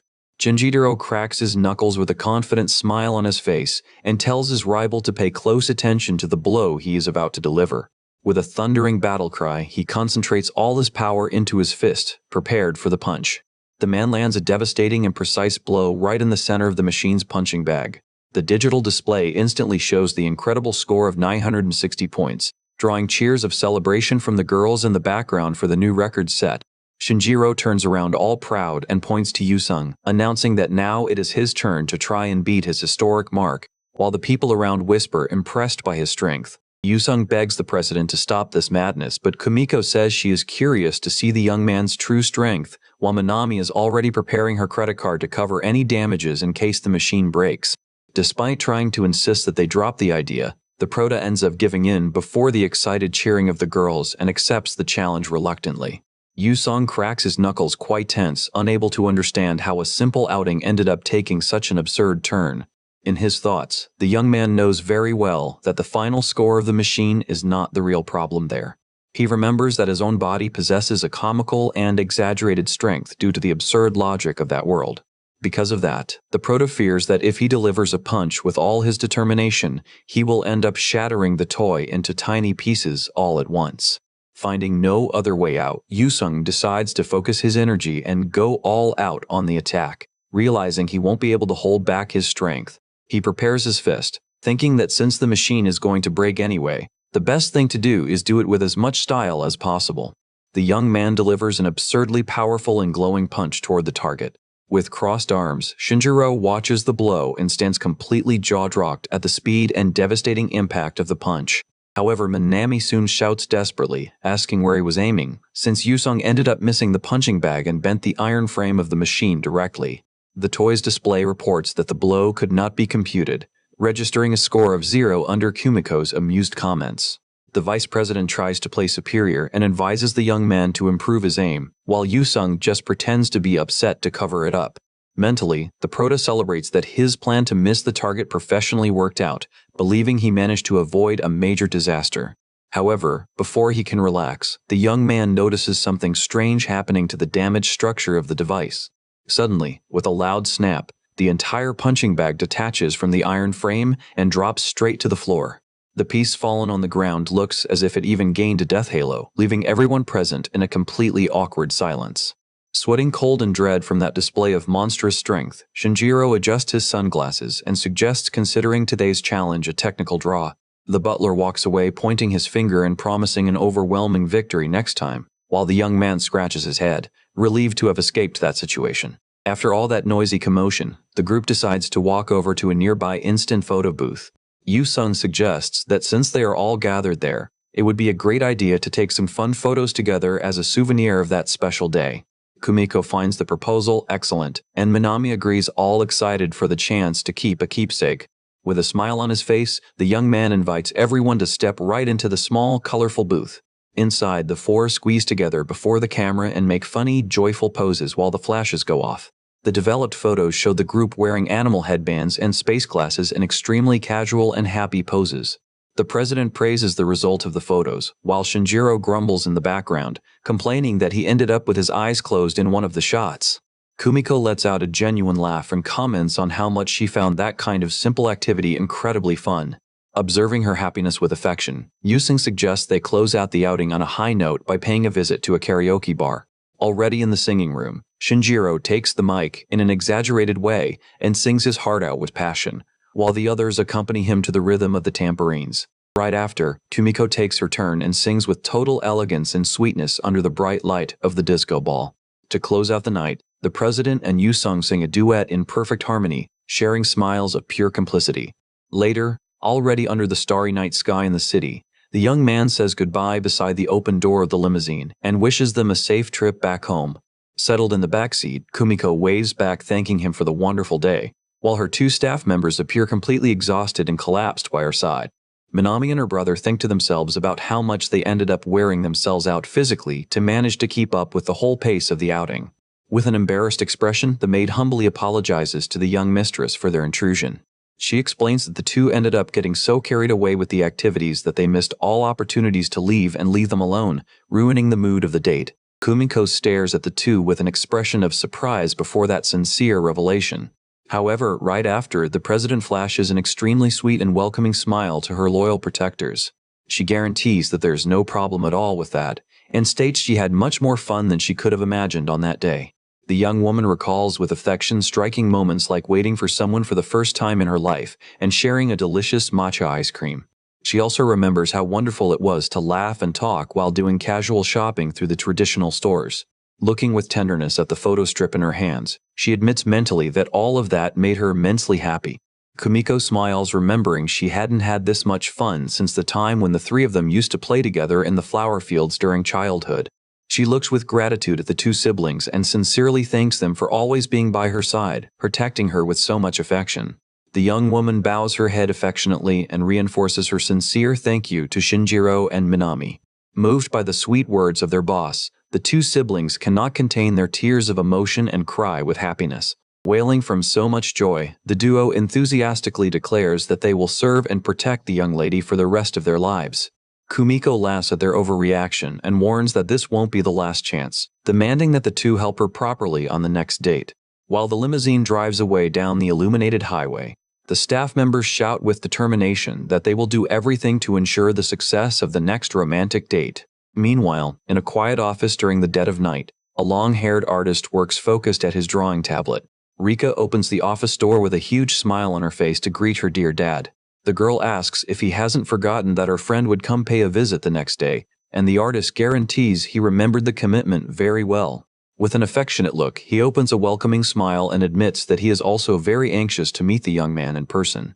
The man comments that he is curious to finally chat with that boy his daughter doesn't stop talking about, named Kim Yoo-sung. The next day, marking the second day of the Golden Week holiday, Yoo-sung keeps his promise and goes to the Rika family residence. The young man gets extremely tense and begins to sweat cold from nerves right upon coming across the famous author at the entrance of the house. The prota makes a respectful bow saying it is an honor to meet him, while the artist laughs amusedly and comments that the young man really looks like a classic anime hero. Yoo-sung continues extremely anxious, unable to believe he is standing before a true living legend of the manga industry. In his mind, the young man recalls the spectacular works of that man, who is considered by many as the true god of comics, Musashi. The author gently invites him to come inside right away and comments that his wife prepared a special feast as soon as she heard about the young man's visit. Upon entering the dining room, Rika's beautiful mother Maria welcomes them with warmth and warns that it is best to eat soon before the food gets cold. Yoo-sung stands amazed looking at the lavish table packed with sophisticated and delicious dishes prepared especially for the occasion. After everyone settles into their places, the young man puts his hands together in a sign of respect and thanks immensely for the wonderful meal.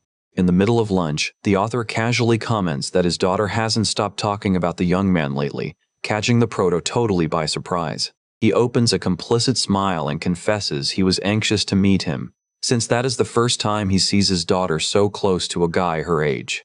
Yoo-sung panics with the tense mood of the conversation and desperately tries to undo any misunderstanding her parents might have created.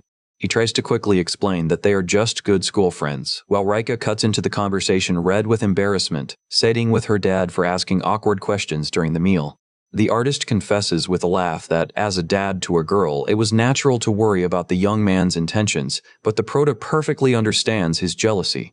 Yoo-sung begins to reflect and imagines what his reaction would be if he were in the shoes of Rika's dad. He realizes that if he had a daughter as sweet and pretty as his friend, he probably would also see any guy approaching her as a true danger. Rika continues scolding her dad in an annoyed way for breaking the promise not to say silly things in front of her friend. The young woman turns around expecting the prota's support in the argument, but comes across only his awkward silence.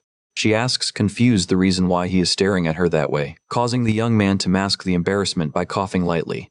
The girl gets even more worked up saying that her dad's comments ended up making even her friend uncomfortable, but Yoo-sung asks for calm to try to reassure her. Observing the scene with sweetness, Maria comments to her husband about how much their daughter grew and matured over time, receiving his agreement. The artist flashes a nostalgic look and admits that, deep down, he believed she would continue being his helpless little girl forever. He recalls with affection when Rika was just a small child and ran through the hallways of the house calling for her dad. Back then, the little girl held his hand smiling and promised with all innocence that she would marry him when she grew up. Back to reality, the author comments that he heard the young man was a big fan of his comic books. He asks if the young man would like to take a tour of his drawing studio after lunch, leaving the prota thrilled with the unmissable invitation. After they eat, Yoo-sung walks excitedly beside his friend, feeling that this is the happiest day of his life for managing to visit the place and secure an autograph. He confirms that the artist is the professional he respects the most in the entire world, leaving the girl proud of her dad. Next, Rika opens the door to her own room with a theatrical gesture to present her personal corner to the young man. Yoo-sung enters the room and is surprised to notice that the place looks much more like a comic book library than a regular bedroom. The owner of the room warns that she is going to go downstairs to fetch tea and some snacks for them and asks her friend to wait there for a few moments. Before closing the door, she warns in a cute way that he must not touch any of her things while she is out, at the risk of making her very mad. Alone in the room, the Prota leans against the wall and realizes that this is the first time he visits a girl's room feeling a bit shy. To push the silly thoughts out of his head, he decides to grab his phone to play something and distract his mind. At that moment, the door opens suddenly with a cheerful greeting, startling the young man who almost drops the device on the floor. Seeing that it was his friend's mother, the young man greets her in a very polite way, but the woman gently asks to be called just Maria, so as not to seem older. Yu-sung gets on his knees, not knowing if it is correct to act in such an informal way, while Maria reveals holding an old album that she is there to show her daughter's dark past. With a playful wink, the woman proudly presents the photo album of Rika's growth since she was a baby. Maria opens the pages, pointing to her daughter's first photos, leaving the Prota torn between curiosity and the fear of invading his friend's privacy. The mother continues flipping through the pages and excitedly announces that she found the perfect record of when she took her daughter to a comic book event in the past. She reveals with pride that she used to work with costumes and cosplay in her youth, making the young man deduce that his friend inherited the family's peculiar tastes. The woman points victoriously to the page, saying she found the true embarrassing record, leaving the young man confused if the previous photo wasn't awkward enough.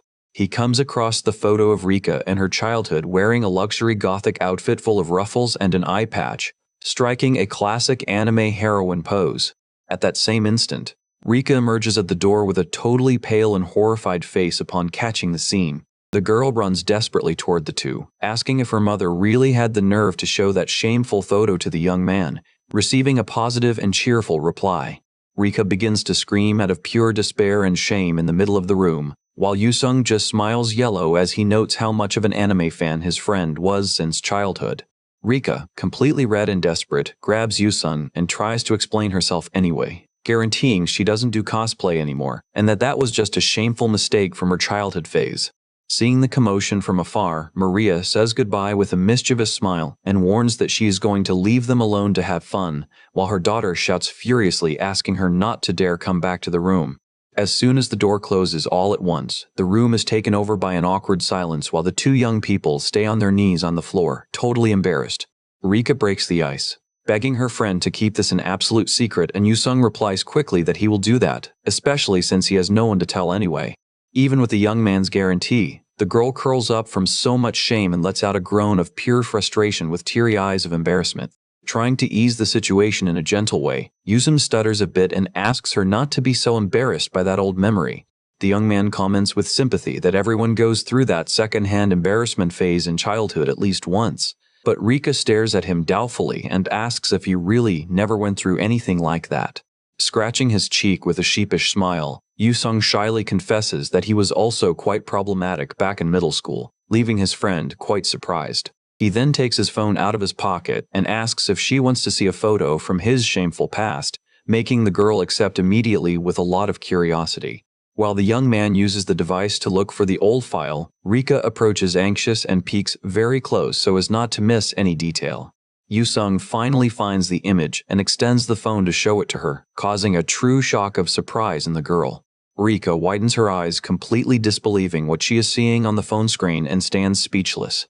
The old photo reveals a Yu-sung from the past with a gothic and rebellious look, full of bandages and fake tattoos, making dramatic poses while saying he could feel the black dragon waking up inside him. Shocked by the physical difference from before, Rika comments that he was a skinny, cute boy and asks how he ended up getting so muscular, leaving the young man embarrassed as he says that wasn't the main focus of the conversation. With a peaceful smile, Yu-sung explains that he thought himself very weak and not manly enough in childhood, which led him to start training heavy before high school, plus having the luck to go through a major growth spurt. Rika jokes that if she had transferred schools 2 years earlier, she could have met that old version of him, making the young man question back if she by any chance doesn't like how he is in the present. Totally red, the girl stutters and blabs out that she likes him a lot exactly the way he is right now, leaving the Prota surprised with the sudden declaration. Realizing the romantic blunder she just spoke without thinking, Rika covers her mouth at the same time while her face gets completely red with embarrassment. Yu-sung stands frozen and begins to sweat from nerves, calling his friend's name in a quite hesitant way. The mood in the room gets extremely tense while the two continue sitting very close, with hearts beating fast in the middle of that sudden silence. Going into total panic with the awkward situation, Rika desperately shouts that she sees him as just a great friend to try to cover up her embarrassment. A bit disappointed but trying to mask it at the same time, Yusung quickly agrees that they are truly great friends. The two force exaggerated laughs to try to break the extreme tension and mutually agree that their friendship is wonderful. After the dust settles a bit, Yusung calls for the girl and she answers him in a calmer way. The young man sincerely thanks for the invitation to go to her house, commenting how happy he was for managing to meet her dad in person and still win a precious autograph from his idol. Moved, he admits that that day will be a memory he will keep with affection for the rest of his life, but the girl fires back saying he doesn't need to thank so much, since he always helped her since her first day there.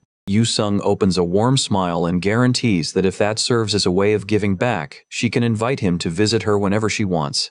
Satisfied with the affectionate reply, the young man promises that he will definitely come back to visit her and spend more fun moments together. Time passes quickly and the sky outside begins to gain orange tones with the sunset, indicating that the pleasant visit is coming to an end. Already on the outside of the house, Yusung says goodbye and comments that he has already spent quite a bit of time there, needing to leave to have dinner with his family. Suddenly, the Prota remembers the trip that his friend's family will make the next day, and asks what the destination was again, hearing from her with enthusiasm that they are going to Hawaii. Wishing a good trip, Yusung jokingly recommends that she use plenty of sunscreen so as not to come back burned, while Rika laments that they are going to go a whole week without seeing each other. With a serious and protective expression, the young man guarantees that if any problem happens on the trip, she can call and he will go running to help, making the girl laugh and ask how he would reach Hawaii so fast. He begins to seriously consider in his mind the possibility of swimming there, concluding that with his monstrous physique, that might actually be possible. However, coming back to reality, he says he would simply use his savings to buy a plane ticket, drawing laughs from his friend who praises him for being sensible. Saying goodbye in a cheerful way, the girl waves saying she will see him back at school after the holiday, and the young man agrees with a pleasant smile. While walking away under the orange glow of the late afternoon, Yusung waves back, anxious to meet her again at the start of classes. Amid his thoughts on the way back, the young man begins to remember past conversations with his friend about living incredibly close to each other. He recalls with affection the day they shared kimbap on a park bench, remembering how she praised his mother's food with a lot of enthusiasm. His mind travels also to the day they walked together after classes, when he praised her for having strived so much to help Karen with all her dedication. The Prota remembers having defined her as a truly good person, besides recalling the striking moment when he protected her in the middle of a noisy crowd. In that tight moment, in the middle of the people, he asked her to hold on just a little more until they got out of there, comforting her with his protective hug. He also recalls when he held her hand firmly to run together and not miss the subway time. Back to the present. All these precious memories bring a warm smile to Yusung's face while he walks thoughtfully under the light of the sunset. A few days pass and the story advances to the 5th day of the Golden Week holiday, now in the busy Akihabara district. Walking peacefully through the full streets, Yusung checks his phone satisfied for finally having managed to buy all the manga volumes he wanted so much. With the purchases guaranteed in hand, he looks around thinking it would be an excellent idea to find some pleasant place to eat. While considering going to his favorite traditional ramen joint, the sound of extremely fast footsteps running in his direction catches his attention all of a sudden. At the same instant, a female voice desperately shouts for people to get out of the way immediately.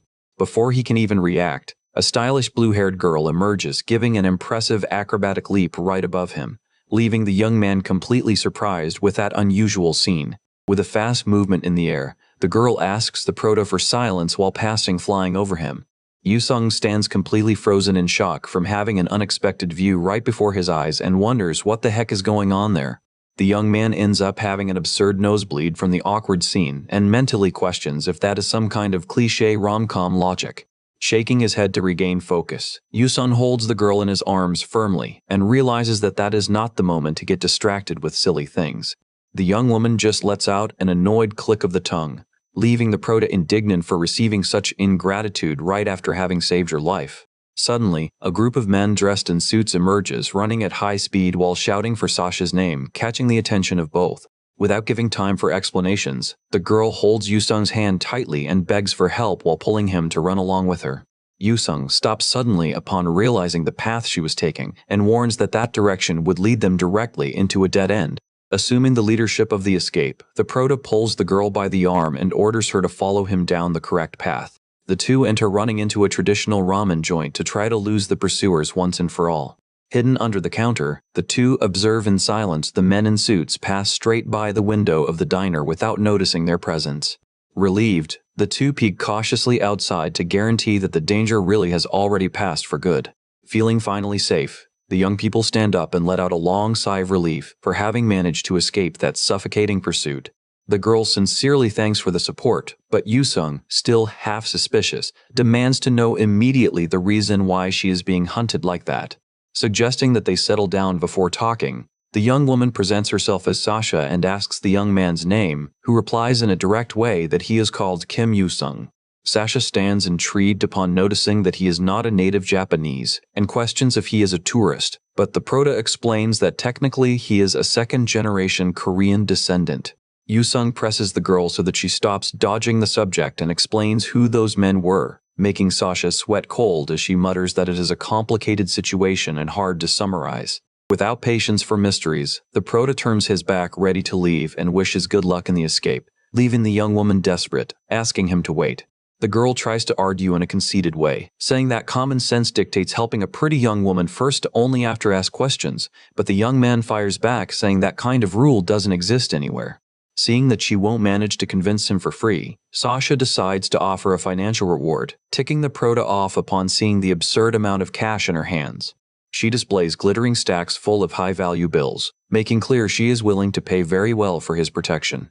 Convinced by the power of money, Yusung shakes the girl's hand, closing the protection deal, while she grumbles quietly about him having accepted everything just for financial interest. Surrendering to the situation for good, Sasha decides to take off her cap to reveal her true identity and admits she can no longer hide the truth from him. At the moment when she lets loose her shiny blue hair, an aura of pure beauty spreads through the environment in an impressive way. She reveals in a casual way that her dad is an extremely important figure in a place called Luxia, leaving the prota totally shocked with the revelation. The young woman continues explaining the gravity of the situation and confesses she sincerely believes those mysterious men were trying to kidnap her. In his mind, Yusung panics upon recognizing her striking traits and realizes she is exactly like one of the main heroines from the famous game called Scramble Love. To kick off the disguise plan, the two decide to enter a very busy department clothing store in the region. Sasha steps out of the fitting room wearing a cool athletic set and asks the young man what he thought of her new look to throw off the enemies. The prota praises the outfit, saying it is much more practical to move around in, and the girl establishes that his job will be to protect her until 7 o'clock in the evening of that day. Yusung questions if the plan is just that indeed, and the young woman confirms, saying that after that time she will find a way to manage on her own, asking next for fun places to hang out around since it's her first time in the country. The young man stands completely disbelieving at the fact that she wants to do tourism even while being a target for kidnappers, but the girl explains in a clever way that it is much easier to throw off pursuers in the middle of crowds. She adds by saying that the criminals wouldn't act in a violent way in front of innocent witnesses, making the young man agree with the logic of Alexandra, whose affectionate nickname is Sasha.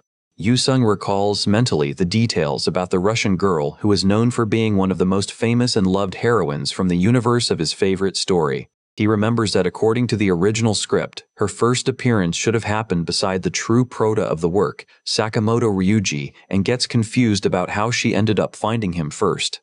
The young man begins to analyze the timeline of events and deduces that this bizarre meeting must have occurred a little before the official debut of the girl in the original story.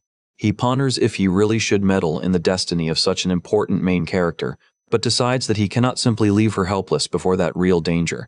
The prota faces the situation with a dramatic expression of seriousness and questions if she really believed she could buy his loyalty just with cash. He admits mentally that that was the heroic speech he would have liked to make, but the amount offered by the Russian girl was simply too big to be turned down. Shrugging his shoulders to his own pride, Yusung accepts the burden of protecting her for the next 6 hours while the young woman celebrates victoriously right behind him. Sasha flashes a sly look and thinks to herself that she is extremely skilled in the art of reading the intentions and personalities of the people around her. She recalls having chosen the prota in the middle of the street precisely because she noticed right away that he possessed an absurdly strong and intimidating physique. With total confidence in her choice, the Russian girl was sure that that muscular young man would manage to take care of protecting her without major difficulties during the agreed period. Yusung warns that it is time for them to start walking so as not to be tracked, but is interrupted by the commanding shout of a man ordering them to hold it right there. Several henchmen in suits emerge running toward the two with express orders to capture them, leaving the Prota indignant with the impressive speed with which they were located. While fleeing in a dash, Yusung questions if the pursuers would be former Russian secret agents, but the girl plays dumb and jokes, asking if that is some kind of food seasoning. The young man continues running in a hurry down the street until a huge leg dressed in a suit suddenly emerges to block their path in an aggressive way. One of the bulkier henchmen advances, delivering an extremely fast and powerful punch in the direction of the Prota's face. With sharp reflexes, Yusung dodges the deadly blow by leaning his body back with total ease, leaving the attacker completely shocked with his agility. The Prota immediately positions himself to counterattack and protect his client, who observes the entire scene with an expression of surprise before such physical skill. Yusung pushes Sasha quickly inside a red phone booth and orders her to hide there while he takes care of the situation. Protected behind the booth glasses, the girl observes apprehensive while the Prota closes the door and prepares for combat. Upon analyzing the posture and strength of the brute in front of him, Yusung notices right away that that man is on a completely different combat level compared to the regular henchman. The other opponents in suits advance running toward the young man with total aggressiveness to try to overpower him through exhaustion. However, to the bad luck of the criminals, Yusung raises his fists without showing the slightest sign of fear before the numerical superiority of his opponents. The Prota delivers devastating blows against the opponents, thinking to himself that in rom-com cliches, the strongest and most muscular character always comes out victorious. In a matter of seconds, almost all attackers end up falling knocked out on the ground, leaving only the young man firm in his fighting posture. Feeling that the situation is under control, the Prota prepares to advance, but the enemy leader seriously orders all his subordinates to retreat immediately. The powerful brute advances at high speed, delivering a devastating charge that catches the Prota by surprise. Pressed by the absurd strength of the enemy attack, Yusung lets out an exclamation of surprise while trying to defend against the heavy charge. The accomplices shout enthusiastically for the name of Captain Boris, the imposing leader who adjusts his sleeves with total confidence in his victory. Boris stares at Yusung from above with contempt and wonders who that idiot would be who dared face them, while the Prota mentally recognizes that the opponent is much tougher than he appeared. Despite the initial disadvantage, the young man recovers his posture and decides to test the resistance of that formidable opponent. He questions himself if that colossal opponent would also be affected by his uncommon strength generated by the absurd rules of his rom-com world. From the inside of the phone booth, Sasha observes the tension of the combat with concern and mutters about the impressive combat strength that man in a suit shows to have. The Russian girl piously believes that it would be impossible for the Prota to defeat a living legend of combat like the feared Captain Boris. With an ironic smile and sweating lightly, the Prota reflects with himself that from now on he must stop underestimating the determination of rich and spoiled girls. Decided to end that annoying combat once and for all, Yusung's look becomes extremely focused and intimidating. He advances with an astonishing speed in the direction of his opponent, determined to end that dispute as fast as possible. Boris widens his eyes, completely shocked to see the young man's hand approach his face at a speed that he cannot even keep up with. Unleashing a devastating blow, the Prota hits the enemy leader with a colossal impact that makes the ground shake around. In a desperate attempt to resist, Boris tries to hold the young man's arm to avoid being completely dominated by his strength. Without giving margin for defense, Yusung utilizes his superior body techniques and throws the brute with ease to the ground. Feeling the terrible pain of the violent impact against the ground, the enemy leader lets out an agonizing cry of pain. Totally immobilized under the overwhelming strength of the young man, the big guy goes into despair upon realizing the insane level of his opponent's combat technique. He lets out a cry of despair and agony upon feeling his joints being completely locked by the Prota's merciless blow. The Prota hoists the immense adversary, applying a devastating arm and leg lock that leaves the man totally without action. With eyes glowing in fury, the young man ignores the indignant complaints of the criminal about the use of immobilization techniques and continues forcing the blow with firmness. The big guy shouts desperate, feeling his cheek and hip being stretched to the maximum limit of pain that he manages to bear. Boris questions in panic if the young man is trying to leave him crippled forever while being thrown in a violent way once again. The big guy hits the ground head first with a deafening crash that ends the dispute once and for all. The feared Captain Boris stays completely stretched out on the asphalt and knocked out, while the Prota observes him from behind with total indifference. Yusun complains to himself about the danger of joint lesions, worried in a comical way about who would pay his bills in case he became unable to train at the gym. Opening the phone booth door with an expression of absolute shock, Sasha can barely believe that the young man defeated the legendary Captain Boris alone. She stares at the prota's back with a mix of fear and deep admiration, questioning herself how it is possible that someone in that country is so terrifyingly strong. In another corner of the city, a mysterious man with blue hair and a flashy jacket receives the call confirming that Captain Boris Zarov was knocked out. The fellow finds the news totally unbelievable, stating with conviction that there shouldn't exist a single fighter in all of Japan capable of beating Boris in a direct combat. Upon hearing the physical description of the big, black-haired young man with an intimidating look who pulled off the feat, the man begins to suspect a dangerous identity. With a serious and worried look, he wonders out loud if the legendary warrior known as Black Yasha would have returned to active duty. Meanwhile, on a computer screen, secret messages begin to circulate, questioning if the terrible Black Yasha really resurfaced from the underworld. The informant confirms the veracity of the rumor, alerting that something very serious just happened in the Akihabara district, and that the rumors have already spread to all of Tokyo. The chat continues debating about the strength of the legendary warrior and the reason for his sudden disappearance, remembering that he was considered the greatest information broker of the underworld, while Minami observes everything silently from behind. With a sharp look before the monitor, the young woman thinks with contempt that these newbies of the underworld really know nothing about the true history of that legend. She recalls in her mind the famous martial arts tournament of the past that was organized with the goal of finding a truly worthy opponent back then. The young woman remembers that it was precisely in that legendary sports event that the mysterious fighter known as Fuma Kotaro emerged from absolute nothing. Although he only played that single competition, Kotaro managed to arrive in an undefeated way to the grand final of the tournament, becoming a true living legend for everyone. With a thoughtful and melancholy expression, Minami wonders if the recent rumors are real and if that legendary figure of the past really came back to appear in the city. Decided to investigate the truth on her own account, the young woman wears her dark jacket with determination and prepares to go to the field immediately. Already on the busy streets of Tokyo, she walks in a discreet way, keeping her senses totally alert for any clue about the whereabouts of her target. With a deep look full of determination, the girl swears to herself that she will find him anyway, whispering with affection the word "dad" in the middle of the way. Upon entering a local establishment, the two are warmly received by several maids dressed in maid outfits who shout in a cute way, welcoming their master. Yusun gets extremely embarrassed with the exaggerated reception of the attendants, although he admits in thought that secretly he always had curiosity to hear that classic phrase. With his hand on his forehead, the prota realizes that the fun place the girl wanted to visit so much in Japan was actually a traditional maid cafe. One of the pleasant staff members guides them with enthusiasm to a free table and gently asks for them to settle down comfortably.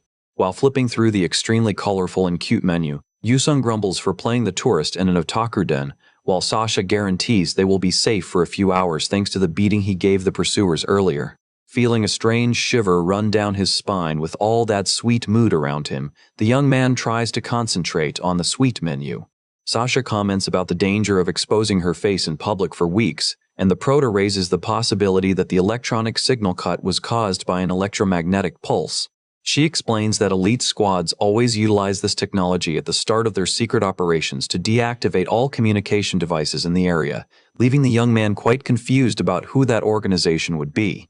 The girl reveals that the acronym refers to a gigantic weapons manufacturer of Luxia, making the prota question why such an influential and powerful company would be interested in kidnapping her. Sasha recalls with peace that she had already said she was the daughter of someone with an extremely high position in that region, being interrupted right next by the arrival of an attendant. The staff member presents herself in an extremely cute way as the star kitty maid of the house, making feline poses that leave the prota completely petrified of secondhand embarrassment. Thinking that he would never manage to get used to that extreme level of otaku culture, Yusung observes the decorated omurice dish that is served to the table, while his friend thanks all excited for the meal. Before they take the first spoonful, the maid stops them quickly, warning that there exists a mandatory magic ritual that they need to perform together to bless the food. The caterer girl insists for them to repeat her sweet words, leaving the young man completely in panic, not knowing what to do. Putting her fingers together in a delicate way to draw a heart in the air, the staff member announces that the cute spell is about to start. The maid lets out the classic magic cry of love that makes the Prota have a nosebleed of pure embarrassment and wish to vanish from there at the same time, while Sasha amuses herself a lot with the scene. The Russian girl points to her friend, demanding that he do the ritual too, and even if he tries to dodge it, the attendant guarantees that that is an unnegotiable rule of the establishment. Out of options, the young man gets his face totally red with shame and begins to sweat cold before the imminent humiliation. With a completely forced smile and making the heart sign with his hands, Yusun babbles the magic phrase, provoking an uncontrollable laughing fit in his friend. The attendant finally leaves them in peace to eat, while the young man curls up in his chair completely depressed while Sasha continues laughing at his face. Taking the first spoonful of the dish, the Prota admits mentally that he already feels exhausted with that outing, although he recognizes that the food is really very tasty. At the end of the meal, the pleasant staff member returns with a big smile, asking if everything was to their liking. The maid then proposes a card game and presents a pair of plush cat ears, warning that there will be a quite fun punishment for whoever loses the match. Upon looking at that feline accessory, the Prota begins to sweat from nerves as he deduces the terrible fate that awaits him in case he loses the game. The staff member explains, smiling, that the loser will be forced to wear the cat ears and finish absolutely all their phrases meowing like a real kitty.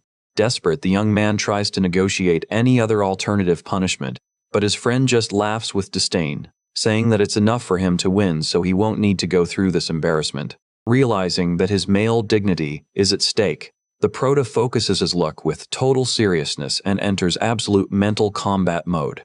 Holding his cards with extreme determination, he swears to himself that he will win that match anyway, while Sasha just smiles confident from the other side of the table.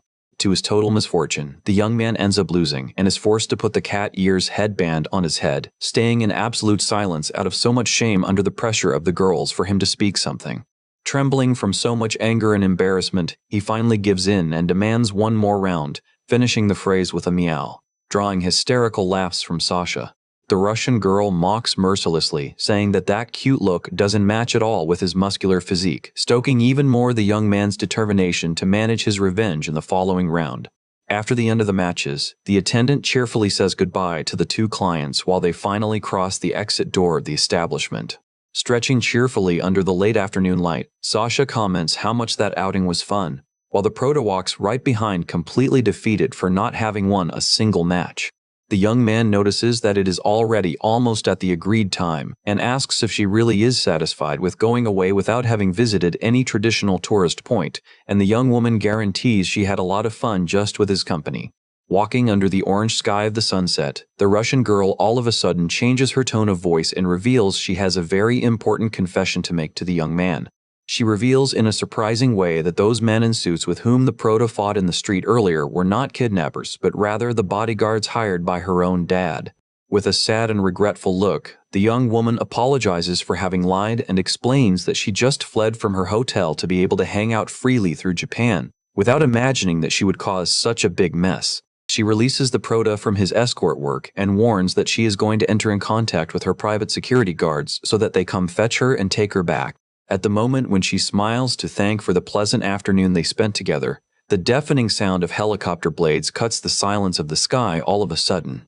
An imposing and thundering laugh echoes from above, revealing that the guards and the leader of the family finally managed to locate her. Yusung stares at the sky, completely disbelieving to see a large-scale military helicopter hovering right above them in a full residential area. To the shock of both, a figure leaps directly from the moving aircraft and lands with a thundering impact right before them on the sidewalk. The imposing man with sunglasses and a well-groomed beard comments in a sarcastic way about his daughter's prank, thanking ironically because she made the search easy. He stares at the Prota with an intimidating look and questions who that audacious young man would be who was accompanying his dear princess during the escape. Sasha gets completely pale from nerves with the sudden presence of her dad and stutters upon asking how they managed to track her so fast. The imposing man approaches with firm steps and declares with an absurd command that that is a strictly personal matter of his own family. Keeping his unshakable leadership posture, he reinforces that the discussion involves only the well-being and safety of his daughter. Sasha tries to assume all the guilt for the escape and begs so that her dad doesn't do anything against her friend, but the patriarch replies coldly that that doesn't matter anymore. Observing the dynamics between the two with attention, the Prota finally understands the situation upon noting that that powerful man is in fact Sasha's dad. However, the young man cannot contain a hint of strangeness upon wondering mentally the reason why a man coming from a distant place speaks in perfect Japanese with his own daughter in the middle of the street. Sasha gets surprised when her dad mentions having heard talk that the legendary Black Yasha resurfaced in Tokyo, without understanding the reason for that sudden revelation. The man questions if his daughter by chance got involved with this legend, and points to the Prota as being the hired bodyguard, leaving Yusung quite confused with the direction of the conversation. The patriarch continues explaining that this mysterious warrior disappeared from the map without leaving absolutely any trace 10 years ago. While the dad gets excited, calling by the legendary name of Fumakotaro and prepares for combat, Yusung enters in panic without making the slightest idea of what he is talking about. Taken by an absurd fury and enthusiasm, the man shouts that they finally will finish the duel they started 18 years ago. However, upon analyzing the young man closer, the man stops all of a sudden and asks who he is, hearing from the Prota that he is called Kim Yusung. The patriarch questions if the young man by chance knows the legendary Fumakotaro, but Yusung replies with all sincerity that that is the first time he hears that name. An awkward silence installs itself in the place while the three stare at each other without knowing very well how to react to that sudden misunderstanding. Resigned to the situation, the dad gives up on the confrontation and decides to spare his daughter from punishment for now, allowing her to go back with him once and for all. Relieved because everything was just a mistake, Yusung begins to walk away thinking that he just must look physically like that warrior, but is interrupted by the firm voice of the man telling him to wait. The man stares at him with seriousness and questions how a simple student was capable of defeating his best bodyguard captain, Boris. Remembering the brute from earlier, the Prota asks for forgiveness without grace and asks for the dad to transmit his sincere regrets to the big guy. He explains that he really believed to be dealing with a real kidnapper, and because of that, he didn't hold back his strength, leaving the patriarch completely in silence under the glare of his sunglasses. Without prior warning, the man channels an overwhelming energy in his fist and advances against the Prota with a devastating attack. He displays a monstrous physical strength that makes the air around vibrate with an extremely intimidating pressure. Seeing the imminent danger, Sasha shouts desperate for Yusung's name to try to alert him of the sudden blow. The Prota manages to defend in time, but the strength of the impact ends up tearing his jacket and dropping his purchases, leaving him extremely furious. Impressed with the boy's reflexes, the man smiles defiantly and demands that he show all his combat potential right there. Upon seeing his new manga volumes fall scattered on the street ground, the Prota enters in complete despair, crying tears of pure revolt from seeing his precious readings be treated with so much disrespect. Yusung roars furious that he will never forgive him for that. The patriarch moves at an impressive speed that leaves only a blue trace in the air while advancing again against the young man. The young man crosses his arms to block a brutal sequence of extremely powerful punches shot against him. The man praises the boy's formidable resistance, but the Prota replies with pure irony while boiling with anger from the destruction of his belongings. Dodging one more colossal punch, Yusung shouts questioning the reason why he is attacking out of absolute nothing like that. The patriarch explains that he does this because he is an exceptional prodigy of combat, but the young man continues without understanding anything and complains for going through that unfair trial. He points out how absurd it is for a simple high school student without military training to manage to defeat his trusted right hand just with his fists. The clash of their fists generates a massive impact wave in the air, with the veteran reinforcing that such a feat should be physically impossible for an ordinary young man. The man stares at him from close and defines him as a true genius of martial arts who emerges only once every 100 years in the world. While resisting the combat with all his strengths, the Prota realizes the gravity of the words of that businessman. The experienced fighter channels even more energy in his combat posture to deliver his most powerful blow. With a confident smile on his face, the patriarch makes a direct work proposal, demanding that the young man start serving under his command. He delivers one more attack, promising that he will help him to develop and wake up all the hidden potential that he carries in his body. Observing the bizarre direction the conversation took, the Prota finally arrives at a scary conclusion about the universe of the game in which he reincarnated. He realizes with total despair that that world definitely is not a simple and harmless high school rom-com story. The Prota notes that the recruitment proposal and all that physical trial mood are classic cliches coming directly from an action shonen battle manga. He recalls that in the beginning, everything really seemed to follow the standard school romance script, but notes that now things change drastically in scope. Yusun begins to understand that the true reason for having been brought to that universe and for having trained so much to build his monstrous physique goes way beyond a simple joke. He realizes also the hidden reason for always ending up being dragged to violent confrontations against delinquents and powerful warriors of the city. The young man concludes that his absurd strength wasn't just a comical script characteristic about muscular characters but rather a real survival necessity. With total mental clarity, he notes that the story changed completely in direction and transformed for good into a legitimate manga of fights and overcoming. He has absolute certainty of this drastic change by the simple fact that the publisher responsible for the publication of the work is the famous and competitive Jamps. The young man reflects that in a magazine dominated by shonen slugfest stories, trying to keep a pure school romance for a long time would be a lost cause for the authors.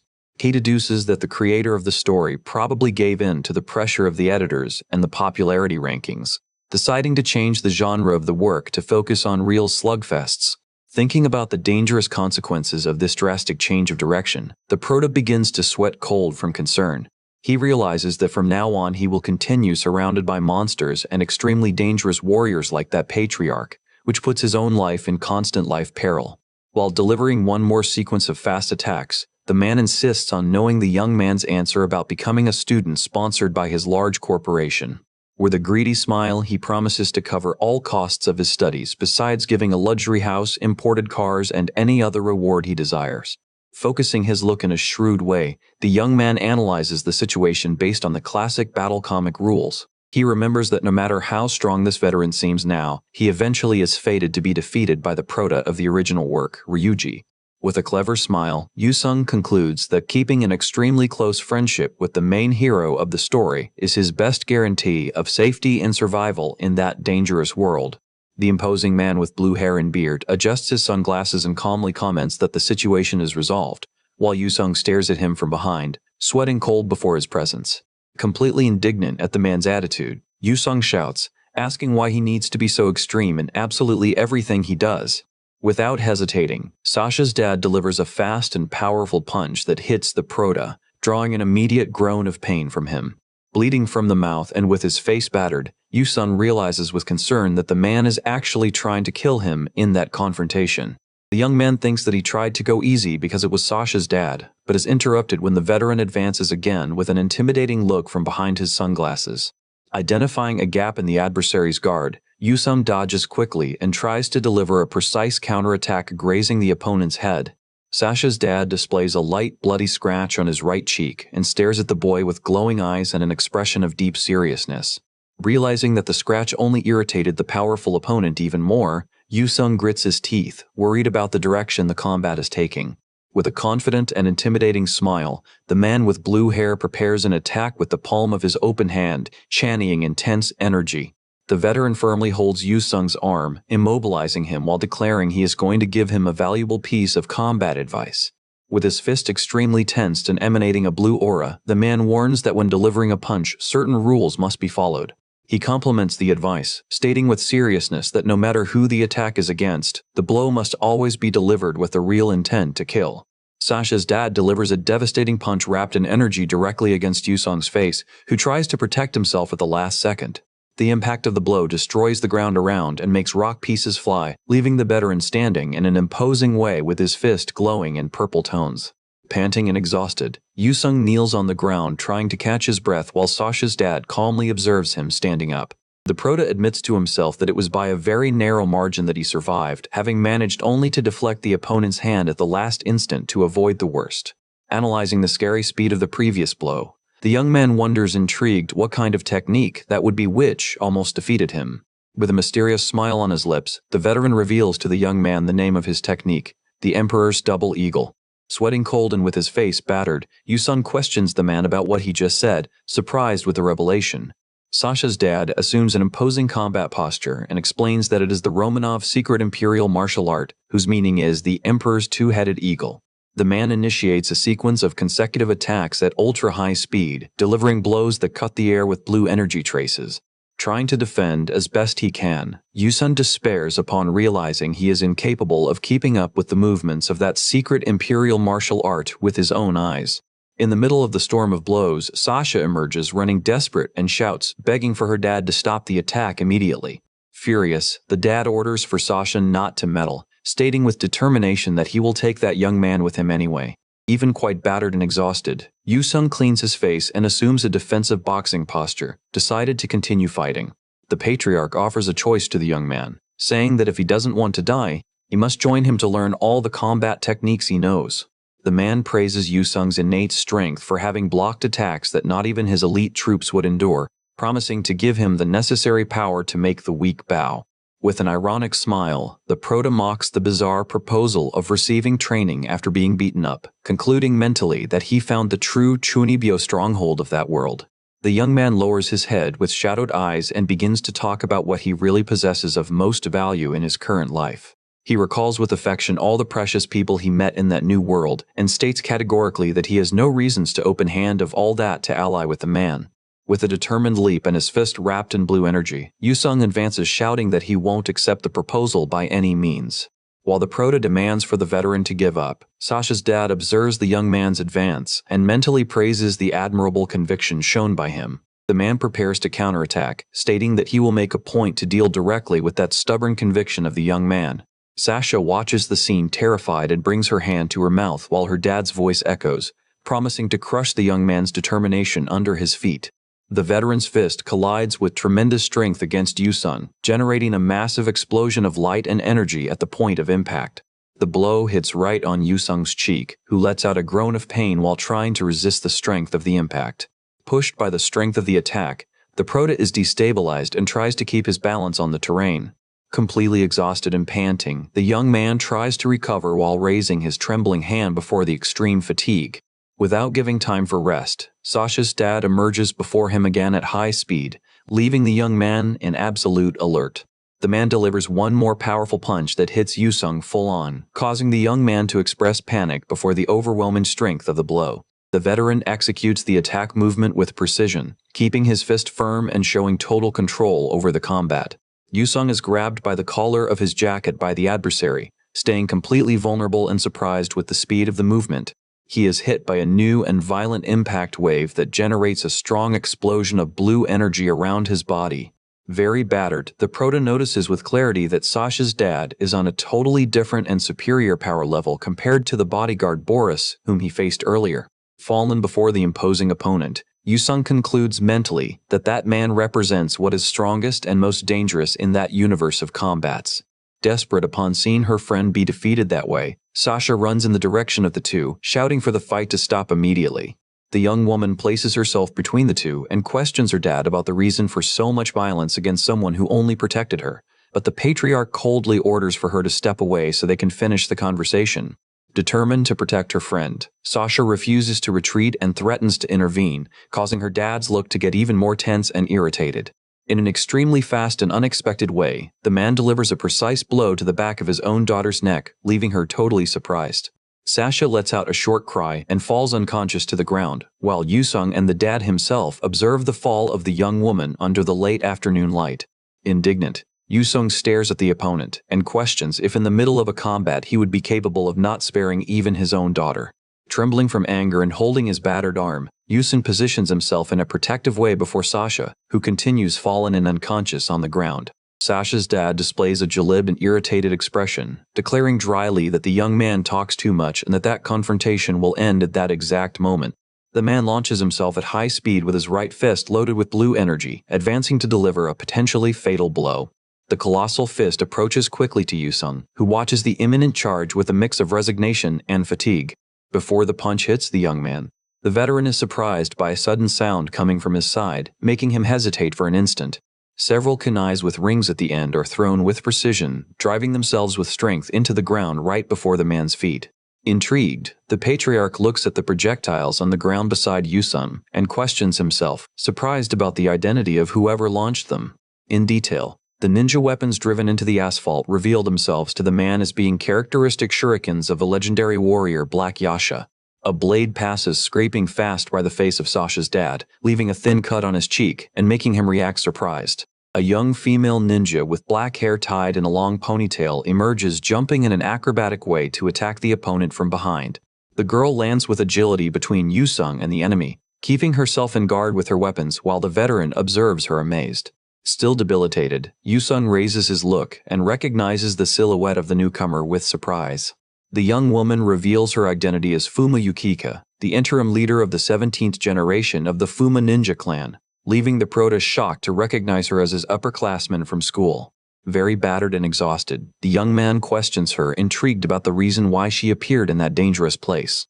Sasha's dad stares at her and mentions that the man whom she looks for, the legendary Fuma Kotaro, is the same one he has already heard talk of. Yukika reveals with seriousness that Fuma Kotaro is, in fact, her own dad, who left the village 10 years ago and with whom they lost all contact since then. Thoughtful, the patriarch mutters that indeed he had already listened to rumors regarding that disappearance history. He concludes by saying that the rumors pointed that Black Yasha had a daughter, confirming that the young ninja before him is in fact that person. Yukika turns quickly to the battered prota and extends her hand, offering him a small glowing pill so that he takes it immediately. In close, the golden pill glows in the palm of the young woman's hand, who explains in a hurry that it's a secret medicine of her family capable of waking up a hidden power not yet utilized by the young man. Sasha's dad observes the interaction irritated and warns that independent of what they are planning, he doesn't intend to stay just watching without acting. Yukika orders for Yusung to take the medicine without hesitating, promising to hold the advance of the powerful adversary to give him time to recover. Determined to survive, Yusung puts the golden pill in his mouth and swallows it, thinking that it doesn't matter what it is as long as it doesn't kill him. At the same instant in which he swallows the medicine, the prota's body reacts in a violent way, leaving him with widened eyes of surprise. An overwhelming heat wave begins to spread through his organism, making him question startled about the intensity of that sudden thermal energy. Yusung roars from pain while spiritual flames begin to emanate from his body, leaving Sasha quite worried in the background while she watches the scene. The veins of the young man's neck and chest pop and glow intensely in golden and reddish tones under the pressure of the energy release. In a deafening cry, the young man releases a massive column of golden spiritual flames that consumes his jacket and illuminates the whole place. The patriarch watches the transformation with an intrigued smile on his face, while Yukika and Sasha observe the energy release with amazement and concern. Now shirtless and wrapped by a flaming golden aura, Yusung keeps himself standing, manifesting a renewed physical strength. Looking at his own clenched fist that irradiates a golden and warm energy, the young man notices that something extraordinary is happening inside himself. With one of his eyes glowing intensely, Yusung feels as if the strength for a long time asleep in his body had finally been freed. While Sasha's dad prepares for combat wrapped in his own blue aura, the young man feels as if a third spiritual eye were opening in his mind. Facing the opponent from close, Yusung notices an immense amount of unknown energy emerging both from the body of his adversary and from his own. Yukika observes the young man impressed, thinking that energy release surpassed all her expectations, as if all channels of chi of the young man had opened all at once. However, the ninja reminds herself, with a worried look, that the extraordinary effect of the secret pill lasts for only 5 minutes. Sasha's dad smiles fascinated before that display, calling it the mystic power of the East, while Yukika wonders if Yusung will manage to defeat him in this short space of time. Wrapped by reddish flames and protecting the girls, Yusung confronts the veteran and recognizes that he finally understands the situation in which he finds himself. With a look full of fury and seriousness, the young man declares to the opponent that he is nothing but a deplorable villain without salvation for having attacked his own daughter. In close, Sasha's dad just lets out a light sound of derision before the accusing words of the young prota. The veteran falls into a laugh with mock, while Yusung remains firm and unshakable in the center of his power aura. Pointing in an authoritative way to the boy, the man states that moralist speeches like that are nothing but mere excuses used by the weak. He continues explaining his philosophy that it's a natural law that the weak have their rights and freedoms stripped by the strongest, challenging the young man to prove the opposite by force.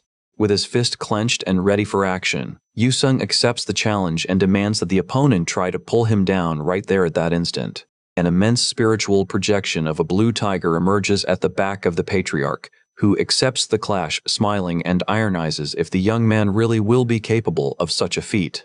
Without losing time, the veteran advances in an absurd speed, delivering a straight punch against the prota's defense.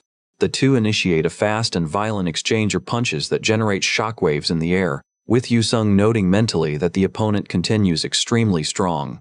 Sasha's dad displays a smile of pure satisfaction and amusement during the intense collision of blows. Concentrated to the extreme, Yusung notices with excitement that despite the absurd speed of the opponent's attacks, he now is capable of seeing each one of the movements in a distinct way. Yusung and Sasha's dad continue exchanging blows at ultra-high speed, leaving only blue and reddish traces of their movements in the air. While the opponent advances with a powerful punch, the Prota notices with surprise that now he is perfectly capable of reading and predicting his movements. Focusing his look at the exact moment of the attack, Yusung decides that that is the perfect opportunity to act. Dodging nimbly under the veteran's attack, the young man positions himself to apply a certain counterattack. Yusung lands a devastating punch directly on the chin of Sasha's dad, leaving him completely in shock with the sudden impact. With the strength of the blow received, the adversary's legs wobble and he begins to lose balance, sliding back on the asphalt. In total disbelief, the man tries to process the fact of being pushed and subjugated by the attack of a young man. Capitalizing on the gap, the Prota applies a powerful uppercut that hits full on the opponent's guard, launching him back. Pressed and gritting his teeth, the veteran admits mentally that the young man's movements became visibly sharper and faster. The man wonders if that drastic change is due to the mysterious pill that the young man swallowed moments before, while Yusung stares at him determined. Refusing to lose to a student, the patriarch evokes a spiritual projection of a giant griffin and proclaims with pride that he is known as the strongest in the world, preparing his Emperor's Griffin technique. With a maniacal smile and glowing eyes, the man roars, advancing with his claws channeled in pure spiritual energy. He delivers a violent descending blow ordering for the opponent to die, colliding directly against Yusung's charge. Maintaining an impressive calm, the Prota stares at the imminent attack, knowing that the decisive moment arrived. The violent clash between the techniques of the two fighters generates a massive explosion of light and impact waves in the place. Laughing out loud in an insane way, Sasha's dad gloats, saying that that is an attack impossible to be blocked by the boy. He firmly holds Yusung's hands and threatens to rip them off with the claws of his spiritual Griffon technique. Before the threat, the Prota just sketches a light, confident smile and replies calmly to the adversary. With his eyes glowing in golden flames, Yusung warns the opponent to hold on tight before the counterattack. Untangling himself from the immobilization, the boy spins his body in a fast movement and escapes the enemy's control. Yusung delivers a spectacular flaming kick that hits full on the head of Sasha's dad, generating a big reddish impact wave. The veteran grits his teeth, feeling an extreme pain upon receiving the brutal impact of the kick directly in his face. After the decisive blow, the Prota lands perfectly in the middle of the dust and smoke that rise from the ground. The powerful opponent collapses defeated on the asphalt, letting out a groan of pain while muttering it to be impossible to have lost that fight. The man tries to accept the bitter defeat, reminding himself of his prestige as the fighter Ivan Romanov, considered by many the strongest in the world. In close on Yusung's serene face, the veteran deeply laments having been defeated by a mere high school student. Closing his eyes in a sign of resignation and extreme fatigue, Ivan Romanov finally faints on the ground, accepting his fate. Yusung remains standing in an imposing way over the stretched out and unconscious body of the defeated adversary. Clenching his own fist, the Prota begins to talk that he feels very sorry to have to reveal an important detail to the man. With a mocking smile, the young man reveals that in truth, he is Korean and not Japanese, leaving clear the misunderstanding.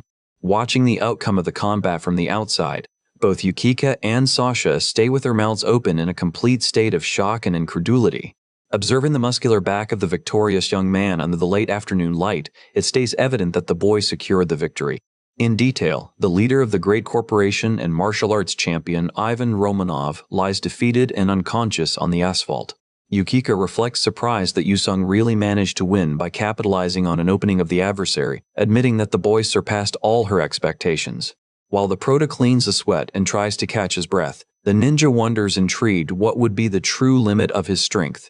Sasha runs worried in the direction of the young man, asking desperate if he is fine after that brutal confrontation. Moving away from the place of the combat, Yusung asks for apologies to Sasha for having hit her dad, but the Russian girl replies that that doesn't have importance. Yukika offers to take care of the cleaning and the residues of the place of the combat, saying for them to follow forward all at once. Sasha guarantees to the young man that her dad is strong and won't fall so easily, promising to enter in contact later and insisting for him to go away. Suddenly, the girls express surprise when Yusung's body falters and he begins to collapse due to the fatigue. Yukika catches the exhausted Prota and warns that he drained all his stamina, instructing Sasha to withdraw before curious people begin to gather at the place.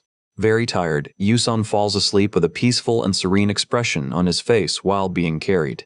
Passers-by begin to approach curious under the late afternoon light, asking what would have happened there upon seeing the man fallen on the ground. Some people recognize the fainted man as being Ivan Romanov, while Yukika carries Yusung on her back far away from there, and Sasha remains beside her dad. The image of the school building emerges under a blue and clean sky, with the caption announcing the end of the Golden Week period. A close shows Yusung's hand lightly touching his neck while he lets out an immediate groan of pain upon waking up. Walking through the school hallways with his school bag, Yusung massages his sore shoulder and reflects that he had luck to survive that tremendous mess. Chatting in a casual way with his classmates in the classroom, the young man notes that, strangely, no news about the incident with Ivan Romanov emerged on the internet. With an adhesive bandage on his cheek, Yusung feels a cold sweat run and admits to himself that the lack of news leaves him even more apprehensive, being interrupted by the teacher's voice asking for silence. The teacher announces with a smile that the class will receive a new transfer student coming directly from a partner school in Russia, leaving Yusung in absolute alert. The classroom door is opened by someone wearing brown school shoes and white socks, who greets everyone cheerfully. A young woman with long light blue hair walks in a graceful and elegant way into the classroom. In close, Yusung expresses a huge amazement with a drop of sweat on his face upon recognizing immediately who just entered. The girl positions herself before the class and presents herself with a big smile as Alexandra Ivanovna Romanova, asking for everyone to call her Sasha. Confirming his worst fears, Yusung enters into complete mental despair while listening to the whispers of the other students praising the beauty of the Russian girl. At the podium, Sasha shares with enthusiasm her hobbies of shooting, horse riding, reading, and anime, adding that lately what she likes most is… Suddenly, Sasha's hand raises with an energetic gesture and points directly forward, calling the attention of everyone. She points her index finger with firmness and direction to the back of the room and shouts with enthusiasm for Kim Yusung's name. Completely pale from dread and shock, the prota feels a massive mental impact before that public and unexpected revelation. Teasing his friend, the blonde Sakamoto Ryuji leans in a mocking way on his desk and comments that random declaration seems a lot like the plot of a classic rom-com. Yusung lowers his head sweating cold, lamenting himself mentally that his dreamed peaceful and calm life of a minor character was destroyed. Sasha points with a mischievous smile in direction to the young man, insisting on the joke before the shyness of him. Curious with the new foreign colleague, the students begin to whisper and ask where she comes from and how she learned to speak Japanese so well. Seated at her new desk and surrounded by curious colleagues, Sasha explains cheerfully that she learned the language watching anime on her own account, while replying to more questions about her personal life. With a dark and apprehensive expression, Yusung spins discreetly back to demand answers and asks if she really meant that about liking him. Sasha opens a big spontaneous smile and confirms that yes, explaining that he helped her a lot and that her ideal type always was a man physically stronger than her dad. The revelation generates a new wave of gossip in the room, with the students speculating about Yusung's strength and recalling the rumors of his involvement with Kishimoto Rika, Tojo Karen, and even with the student council president. In Chibi version, Rika expresses discontent while Yusung wears sunglasses to try to mask his embarrassment before the new absurd rumors that begin to circulate in the room. Rika stares at the scene with a confused and thoughtful expression, appearing oblivious to the gravity of the situation. Crossing her arms, the blonde goes over to Yusung and teases him, saying that it was enough for her to make a fast trip for him to score a foreign girlfriend, forcing the young man to gesture in panic, denying everything. Feeling the weight of the accusation, the prota sweats cold upon noticing that his justifications sound exactly like the cliché excuses of a rom-com prota.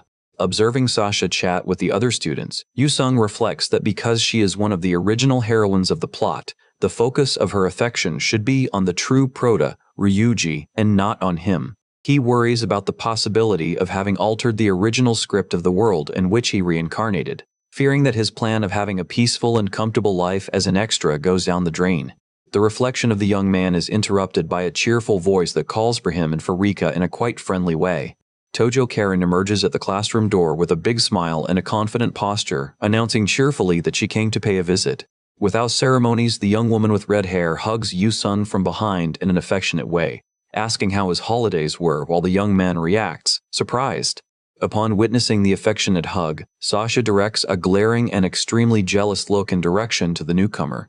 With an imposing posture, the Russian girl points to Karen and asks in a cold way for her to step away a bit from the young men, leaving both quite confused. Irritated with the meddling, Karen replies angry, questioning who that girl would be to want to give her orders right at their first meeting. With a pretentious smile, Sasha places her hand over her chest and prepares to reveal her position in a triumphant way. She declares in a loud voice and with all the confidence that she will be the future girlfriend of Kim Yusung, holding the young man's hand while Karen and the Prota himself react in absolute shock. Karen blushes intensely from indignation and shouts totally disbelieving before that audacious statement of the rival. Pointing in direction to the blonde, Karen blabs that Yusung already is Rika's boyfriend, leaving her friend in absolute panic in the background. Squeezed in the middle of the heated discussion between the girls, Yusung tries uselessly to appease the situation and explain that everything is nothing but a huge collective misunderstanding. With his face completely dark from despair, the young man wonders how he ended up labeled as Rika's boyfriend without him even knowing, fearing the proportions that confusion will take. Rika gets red like a pepper and shouts desperate, stuttering upon denying vehemently any romantic involvement and reinforcing that she and Yusung are just good friends. Karen expresses surprise upon noticing that she was interpreting things in a totally mistaken way, while Sasha smiles victoriously in the background, seeing a perfect opportunity to act. Sasha grabs the Prota's arm cheerfully, concluding that now the path is free for her, stoking the fury of Karen, who challenges her to resolve the dispute on the outside of the room. While the two girls continue snarling at each other in chibi version in front, another classmate with glasses and gray hair approaches Yusung from behind to call his attention. The young woman called Ayesi, who displays long braids and glasses, asks shyly if she can talk with the Prota, who attends her in a quite friendly way. She explains that she ended up getting distracted during the previous class and asks for Yusung's notebooks borrowed, leaving Karen and Sasha curious while the young man promptly agrees to help. Yusung extends a spiral notebook with the inscription "Note" on the cover and delivers it in goodwill to his classmate. Thankful, Ayesi makes a polite bow promising to copy the content quickly and return the notebooks under the attentive looks of Rika, Karen, and Sasha in the background. Rika shows herself confused, commenting that she believed that the class representative was a book devourer focused on studies, and Yusung confirms saying that she usually stays among the top 10 students of the whole grade. Intrigued, Karen questions the reason why such an exemplary student needed to borrow the notes from Yusung, provoking him by calling him an airhead athlete, which leaves him slightly offended. In a defiant tone, the three girls face him, wanting to know in which position he usually stays in exams, while the young man mentally deduces that everyone really considered him a fool.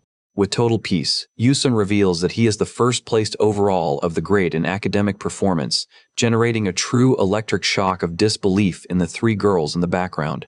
A classmate called Momoshi emerges smiling all of a sudden and comments with mock that, indeed, Yusung's physical appearance makes it seem that he would be terrible in studies, irritating the Prota in chibi version.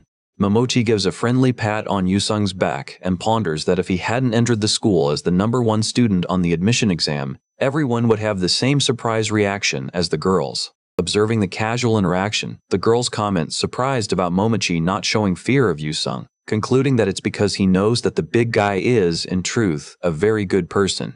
Rika, Karen, and Sasha chat in a friendly way and fully agree that after knowing Yusung better, one notices how much he is a person of good heart. Quite embarrassed with the direction of the conversations in the room, the Prota stands up and warns his colleagues that he is going to the restroom, walking away in a hurry. His friends in the room continue to tease him from far, laughing and saying that he clearly got embarrassed, while Yusung walks away grumbling about their behavior on that day. Walking down the school hallway, the young man mentally plans to keep a certain distance from Sasha and the other girls for the remainder of the day to avoid more mix-ups. The scene shifts to the school cafeteria during lunch hour, showing the busy environment full of students. To Yusung's total disappointment, Rika, Karen, and Sasha sit at the table exactly in front of him, ruining his plans to keep distance.